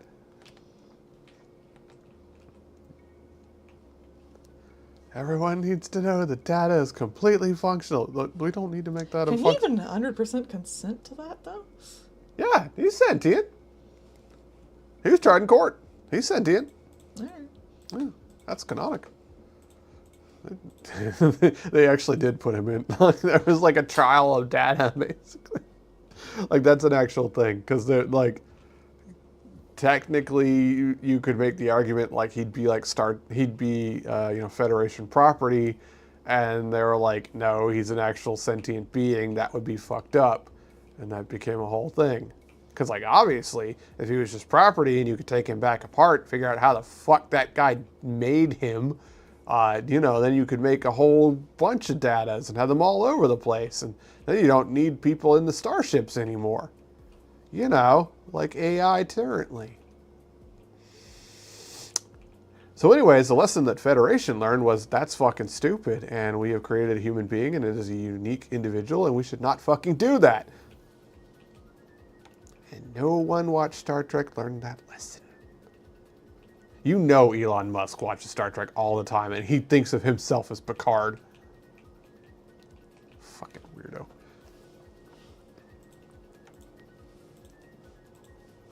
But yes, no. Technically, Data and his brother are.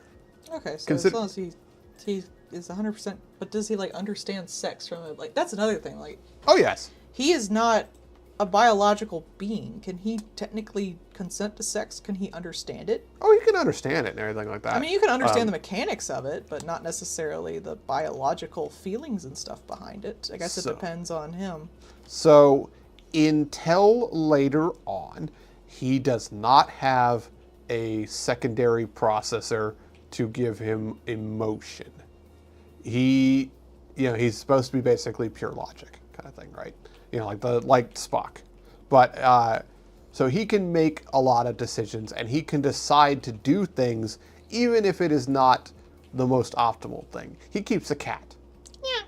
And he likes his cat. And part of the reason why he keeps a cat is to understand other people, because while he is fully sentient, does not experience the universe in the way they do, because he does not have emotions until later.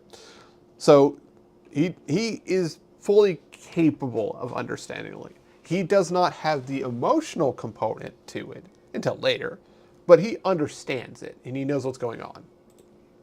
So I would say that yes, he is capable of making that choice and understanding it, even if he does not fully experience some aspects of it. Like, I wouldn't necessarily say he would be like, oh yeah, sex is good, because like that is an emotional component. He may not necessarily have that. He might enjoy the enjoyment of the other person. So that is probably a service top. Yeah, I could see that. But imagine the stamina. yes. I'm sure Gene Roddenberry did. I was gonna say that's what the security lady did. But like, yeah, so and then like I said, later on he does actually he's fully capable of experiencing emotions and stuff too. So yeah. I'm just gonna do this one gift. She doesn't really use guns.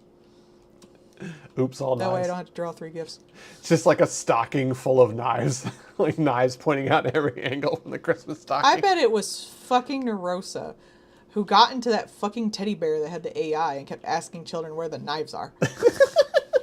I bet she fucking got in there. It wasn't even the fucking bear's fault. It was her. She's just like, haha, I'm gonna get a bunch of kids to get knives. Do you know where the knives are in your house? Have you checked these places? They're probably there. Yeah, let's put the fucking thing that tells kids to like how to kill themselves in a teddy bear. Teddy Ruxpin, but like tech bro version. Ah, there you go. One has the Tommy gun. What is a bullet? Just a small fast knife. That's true. I'll give you that. One of the rare few good jokes in Borderlands was the Torg liking explosions and stuff. So all their stuff was explosions. And there is one gun that shoots swords that explode into more guns. And that is Teehee once. Did you play it? Oh yeah, I played Borderlands 2. Oh, I thought it was the latest one. Oh no, this is Borderlands 2. No, Borderlands 3 was disaster awful, and Panda Man played a bunch of Borderlands 4. I watched a little bit of it and went, not for me, and left. Especially because it immediately like falls back to the grind forever for incrementally better gun kind of thing. Yeah, I played the Not Tiny Tina one because everyone like, this is the best form of Borderlands and stuff like that. And I was like, this gameplay loop is fucking awful. I hate it. Why would I gotta kill a bunch of shit, and then I gotta check all these damn numbers to see if I got something better, and then I gotta just continue that until end, I guess. Yep. Like, this is fun for people? Oh my god, I'm so fucking annoyed. Like, I don't even necessarily know if I'll get something actually useful from any of these crates, because they're all, like, generated. Yep. I hate, like, generated shit in games. Put some actual crap in there. So Borderlands 4, as it released, was, like, it felt unfinished because you fight the final boss, and there's, like, a big setup for the next thing that's going to happen. And it doesn't. It just fucking ends. Like, that is, like, it sets up the, like, seeming like you're going, like, a lot of the stuff is happening and there's multiverse and things like that.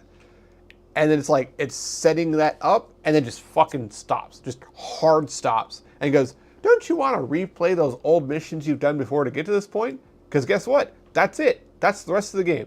The end game is doing the stuff you've done before over again. No. I refuse. It doesn't even complete itself. Now, the one that, like, Telltale did was pretty good. Like, that wasn't bad. Because they had somebody else doing the writing. And you didn't have to play that fucking gameplay loop. So, like... I'm sorry, but playing a bunch of things just to get a higher number is not what I consider fun. What's also especially bad is... so you had the loot, which is supposed to be the main draw, is getting loot, right? The loot is not weighted towards the character you're playing. So characters have loot that is only usable by that character, right? For your class and things like that.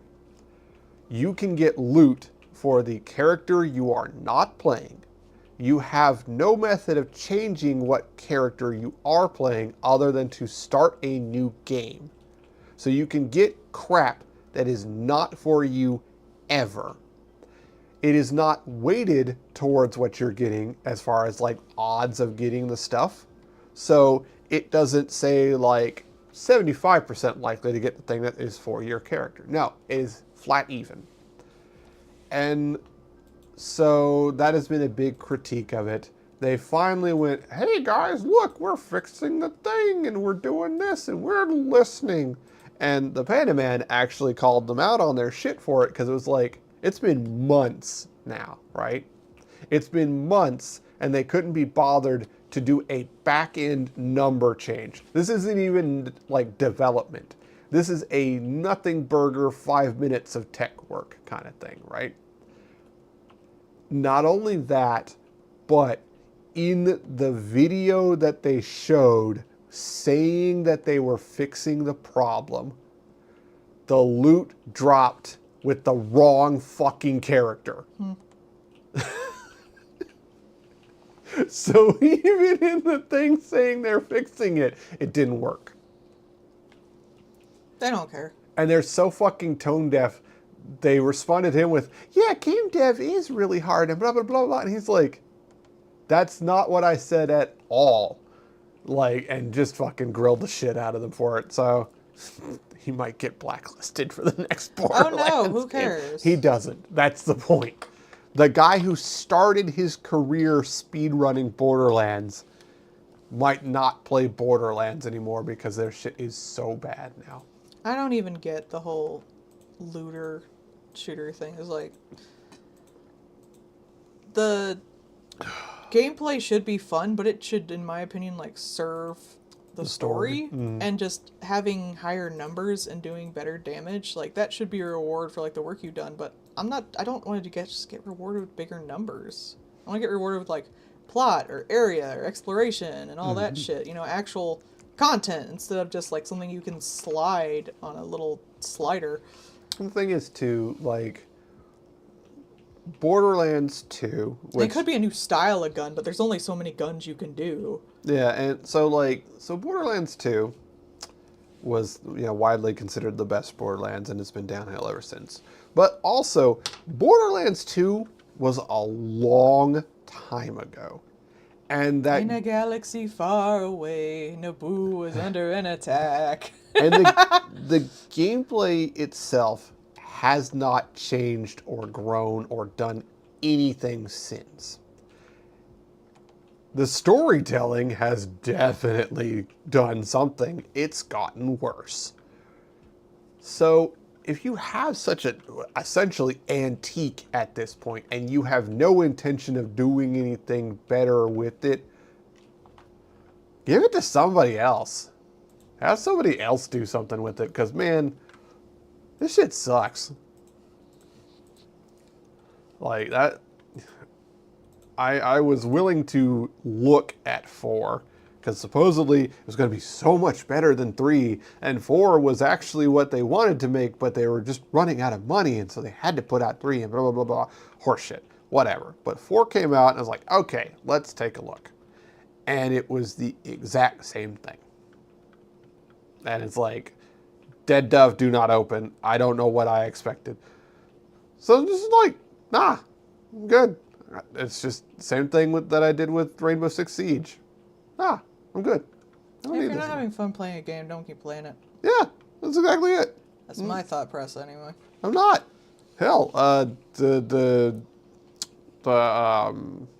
Brotato. Still play it to this day. I know, a lot. It's getting updates. They have moved on to developing other stuff, and they handed it off to another company who went, we really like Brotato. We'd like to keep updating it. And so they are. Yuppie Psycho had a content update that I didn't even know about. Wow. Because it was like $6, so I got it for Lloyd. Mm-hmm. And because I liked that game, and it was like, a good game. It was really, really cheap right now because of a sale. And I was like, oh, I'll get that for him. It's on his wish list while I'm getting him this one. And I was like, ooh, I'm going to play it too. Yeah. It's a good game. So, like, you know, the, like, They Are Coming or Bollock's Pit or things like that. Just, like, people are putting out new stuff, interesting stuff to look at. Like, I don't need to keep coming back. Like, if Silent Hill F hadn't have been good, like, I don't need to keep playing it. Like, if they're not going to do anything with it, then I'm not going to be there. I'm not going to keep bashing my head against the same wall over and over again when there's 50 other walls I can go look at and be like, this is a nice wall. I know, they're all on my wish list. Like, Dawn of War 4, I'm going to wait till it comes out because just Dawn of War as a series has had some stuff with it. So I'm going to wait till the 4 actually comes out. But, the people working on it are people who know their shit. The people working on it are also the ones going, we're going to do this like the first ones, or the ones that everybody really liked, instead of the downhill that it went to with the money grabbing, things like that. All right, this will be the last one. Cool. After I move her to the thing, we gotta do Neurosa looking for tape. But, like, it looks good. It sounds really good. I'm keeping an eye on it, and I'm waiting till it comes out to see if I want to get it. Because Dawn of War is a RTS game that I really enjoyed the way Dawn of War was when it was an RTS game. It stopped being an RTS game, and I stopped playing it.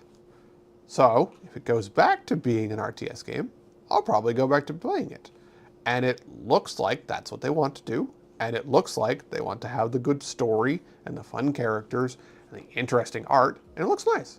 They're also adding Mechanicus, so we get to have toaster fuckers in a game. Finally. That's really cool.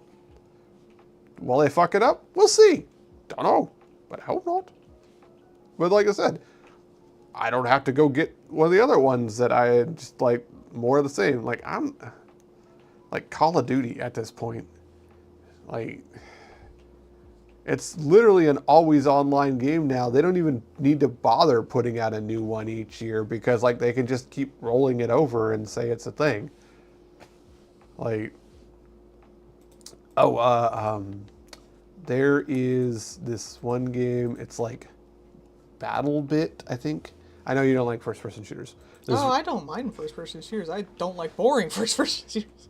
So I love Fallout and BioShock. So for a little bit there, the Battlefield games, because there's two big first-person shooter games. There's Call of Duty and there's Battlefield. They're two different types of first-person shooters. Like I have been told, but I do not believe. I know, but they have different intents behind them. Call of Duty is the fast-paced, twitchy, teenagers yelling into their Xbox microphone kind of game. It is more about the man-to-man gunplay and the minute-to-minute action. It's very fast-paced. It's very timed quickly. It wants you to be always on that drip, right? Battlefield is more spread out, large battles, more squads and things like that. The team that works together wins together. Not just, I am good at gun, haha, see me gun, ooga booga. So there's different intents behind it. For a little while there, Battlefield sucked. And it was primarily because they were trying to do Call of Duty. Call of Duty's already there. Why do you need two People Call of don't need Duties? more Call of Duty. I No. never understood that. Even like growing up, when everyone was trying to do Call of Duty, Yeah. and everyone was trying to do World of Warcraft, I was like, we already have that. Why would we want a lesser? You're not going to be as good as them. You're not going to be Call of Duty. You're Battlefield. Yeah. Be Battlefield. And they were like, well, we should do Call of Duty. We should speed everything up and have it a much shorter time to kill. And why is everyone left? Well, Call of Duty's already there, and they've got 10 years of experience on you, Yeah. dipshit. So anyways, during that drought period of when Battlefield sucked, this other company went, what if Battlefield, but PlayStation 2 graphics? And it's called BattleBit. And everyone's like, how does it play?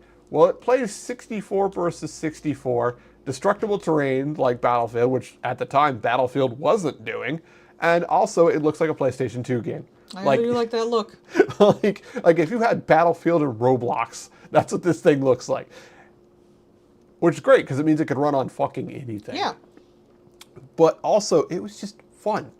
It went back to being what Battlefield was, and went, hey, y'all want to play a Battlefield game with a unique look? And everyone went, yes, and slammed the fuck out of it. And so many people were playing it for a while. Well, they're coming out with a new version. That's good. Indies really do pick up the fucking slack. They really do.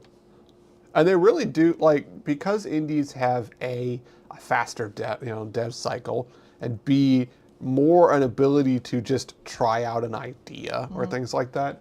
They do And don't have the interference of the higher ups. They don't have the seagulls, so Yeah. they can do stuff that nobody else is gonna do. Because indies know it's stupid to do what someone else is already doing. You should do what you want to do because you have a better sense of it. Right. Hell, even like I would have to look. They I got a demo for that. It's a side scroller beat 'em up like Streets of Rage, but it's the Marvel. Was it Marvel Cosmic something? They put out a demo of it, which I'll try out later. Because the game just came out. Marvel Cosmic Invasion, and let me see who put that out. Is it an indie if it works with Marvel though? I mean, it is a smaller group. That's our like little nightmares. People are like, it's an indie game. I was like, it's produced by Bandai. Let's see. Publisher is Dotemu, who did Absalom. So yes, they are a smaller group. Smaller, but I wouldn't consider that personally indie in my opinion. No, It does affect, like people try to argue this, but it does affect the way people design things and sales and stuff like that. This is more like, so the publisher for them, I wouldn't even say they're an A rank publisher. So like, they did Metal Slug Tactics. They did, let's see, Absalom, which is a game I know, which is another side-scroller beat 'em up. They did Ninja Turtles Shredder's Revenge. So they are like, they're a smaller group. They are like an indie group. But they've done a lot of like, just like, we want to do this or we want to do this kind of thing. I'm trying to see what else, see if there's anything you might recognize. Yeah, but doing that kind of stuff, probably not, honestly. Yeah, there are several like the side scroller beat 'em ups and things like that, which I know are not your bag. I played the Scott Pilgrim one. Yeah. The Okay. end. Actually, that's a good. They're like the size of the people that worked on Scott Pilgrim. Yeah, I wouldn't call that an indie, but it's a smaller group. Yeah. Because like they have the funding. It was made for a Hollywood film. Like that's not an indie. But yeah, I mean, like they do those kind of games, and they have made a phenomenal side scroller beat 'em up. Like the old school fucking arcade X-Men game, like that style of one. I hate how it's so hard to line yourself up with things like that. I feel like it's something they could have fixed by now. Oh yeah. Yes. Every time I play one of these games, that's what I think. I'm like, this should have been fixed. Like, we should have figured this out by now. Yeah, and at least from the gameplay I've seen, it does seem like it's a lot more, like they've widened the wiggle room on that a lot. Yeah, it's just irritating. And like That was just a gameplay limitation. Why are we still doing this? Stop it. that's what the old game did. I don't care. Old like, game it did was that- bad. Old game did that because programming hard. But it's sitting at yeah, the demo got 92% positive. That's good. So I'm sure they'll have fun with their little game. I am not interested. I'm sure I will have fun with my weird little games. Yeah. I'm sure a lot of people aren't interested in. yeah, I mean, like I said, what have I been playing a lot of lately? So monsters are coming right now. Rock and Road. Is that what that was? I saw it on my thing because we share the things. Uh-huh. What's that about? That's the one where you have the little city going down, and it's like you're trying to get the city to the arc to escape the monsters, and each like arc is different, so it changes the way the game plays. I know I have Christmas patterns in here, yeah. But obviously a lot of balloons, because why not? It's a good, like, that's a brain puzzle game for me. Ball X Pit, because it's just a good pinball game. I've recently been replaying. I replayed Inscription, and then I'm right now I'm replaying Carrion, which means that stupid little video that Devolver Digital made was like, why aren't they playing their games? Worked, because I'm replaying 2 of their games. Yeah. And part of it is because I was like, that little Carrion monster in that video was pretty cute, eating everybody. So it fucking worked. I guess I'm very easily manipulated. Yep. I am not surprised. You draw cute little animations of something, I will probably be like, yeah, I want to play that again. I've played a bunch of Dead Cells, and every so often I'll see an animation of Dead Cells and go, oh yeah, I have Dead Cells installed. I'll go play a run or two. I picked up Galgun because I watched that one video about the DS game, and I was like, I feel like playing a stupid Audie's Oh yeah. Japanese game. Let's play Galgun. Oh, so I got allowed into the playtest for a game called Wanderberg, which let me... I like to sexually harass all the teachers in Galgun. Look at this. Look at how goof-ass this thing looks. That is very silly. And it was like, oh, there's a playtest work. Can I play? And it's like, you have been invited to the playtest. I'm like, ah. So yeah, I'm jealous. I wanted to get in the beta test for Woolhaven so bad. My God. It calls to you. I put in, but like, I'm sure it was randomly picked too or something. Yeah. So I'm gonna assume they don't hate me. Good. Hopefully. The other one, which I did get because it was on a huge sale since it just came out, is this game, Captain Wayne and the Vacation Desperation. And it is fucking goofy ass. It is a comedy pirate boomer shooter. I can't really get into boomer shooters. But the art style on it is fun and silly. But I didn't grow up with them, so maybe it's just me. Like, basically a whole bunch of people saw that Pizza Tower game and were like, yeah, I like that art style and a character, and have been doing different things with it. Yeah. And this one was like, I like that art style and a character. I'm going to make a boomer shooter. And I'm like, all right. Why not? And it's not mouse, so it doesn't have AI in it. Yay. That's the other thing that really, like, is stupid to me is so many of these things are like, I have to use AI to do my blah, blah, blah, blah, blah. And then there's like 5 other guys doing the shit in their field who don't. Toby doesn't have to use AI. I can just go give my money to those guys. And I did. I would have bought Mouse because, you know what? Yeah, there are some stuff with it, but by and large, seemed like a fun boomer shooter. Seemed like they're at least putting a little thought into the stuff, and the art style for it was mildly interesting. I was gonna take a look at it, and then they immediately were like, "Yeah, we're using AI." Blah, blah, blah, blah, blah. First, they lied about it because they always do, but then they were like, "No, we are because it helps." And blah blah blah. Fuck you. Fuck you. If it did, like, if it wasn't as bad a thing to use as y'all are saying it is, you wouldn't have to hide it. Mm-hmm. That's the real thing. Meanwhile, there's games like that one where if you scroll down to the things on their system requirements, sound, one from concertina, hurdy-gurdy, or blowhorn. Additional notes, her bow and stern must sort your cargo and prevent any Italian's turn. There was one game I saw that it said, like, we will never have fucking AI, and I was like, appreciative. Yeah. Thank you. There was something that was just like, honestly, if they do have that thing on there, like, I'm more apt to look at their stuff. There needs to be on Steam an actual, like, tag. Mm-hmm. Not just at the bottom, a tag for AI so you can block that. Yes, 100%. That's what pisses me the fuck off. I gotta, like, 1, hope they're not lying. Yeah. And 2, like, scroll down to the very bottom to see if they've even, like, acknowledged it. And I do appreciate that Steam has now become, like, once again, Steam like falling upwards by not doing anything at all. Steam literally saying, yeah, you have to do an AI disclosure, has made so many other people light themselves on fire over it. And Steam saying, hey, if you lie about the AI and don't have an AI disclosure on there, if people ask for returns, we're just going to give it to them, and that's a you problem. Again, Steam doing the minimum, doing a nothing burger, is succeeding compared to all these other people. Like, People have a right to know, and it, like, I would even be fine if, like, they're like, we used AI for some coding or something like that. I don't necessarily agree with that, but it's coding, which is what AI should do. It should be, like, doing the annoying menial tasks. the non-creative. Yeah, it shouldn't be doing the creative tasks at all, because that's what I'm fucking, like, playing this game to see. Like, what is the fucking point if I don't get to fucking, like, see the game? If you couldn't bother to create... Yeah. Then I don't want to bother to see your work. Yeah.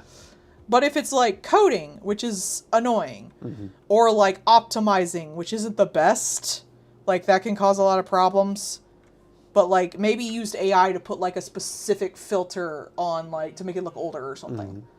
Because I know there's a lot of filters you can put on, but if it was just something, like, small like that wasn't actually part of the actual creative content, I wouldn't even fucking mind. Like, if it's a good enough game, I'd probably check it out. Like, but if you just, one, lie, or two, like, I can't check your games for it, I don't trust nobody then.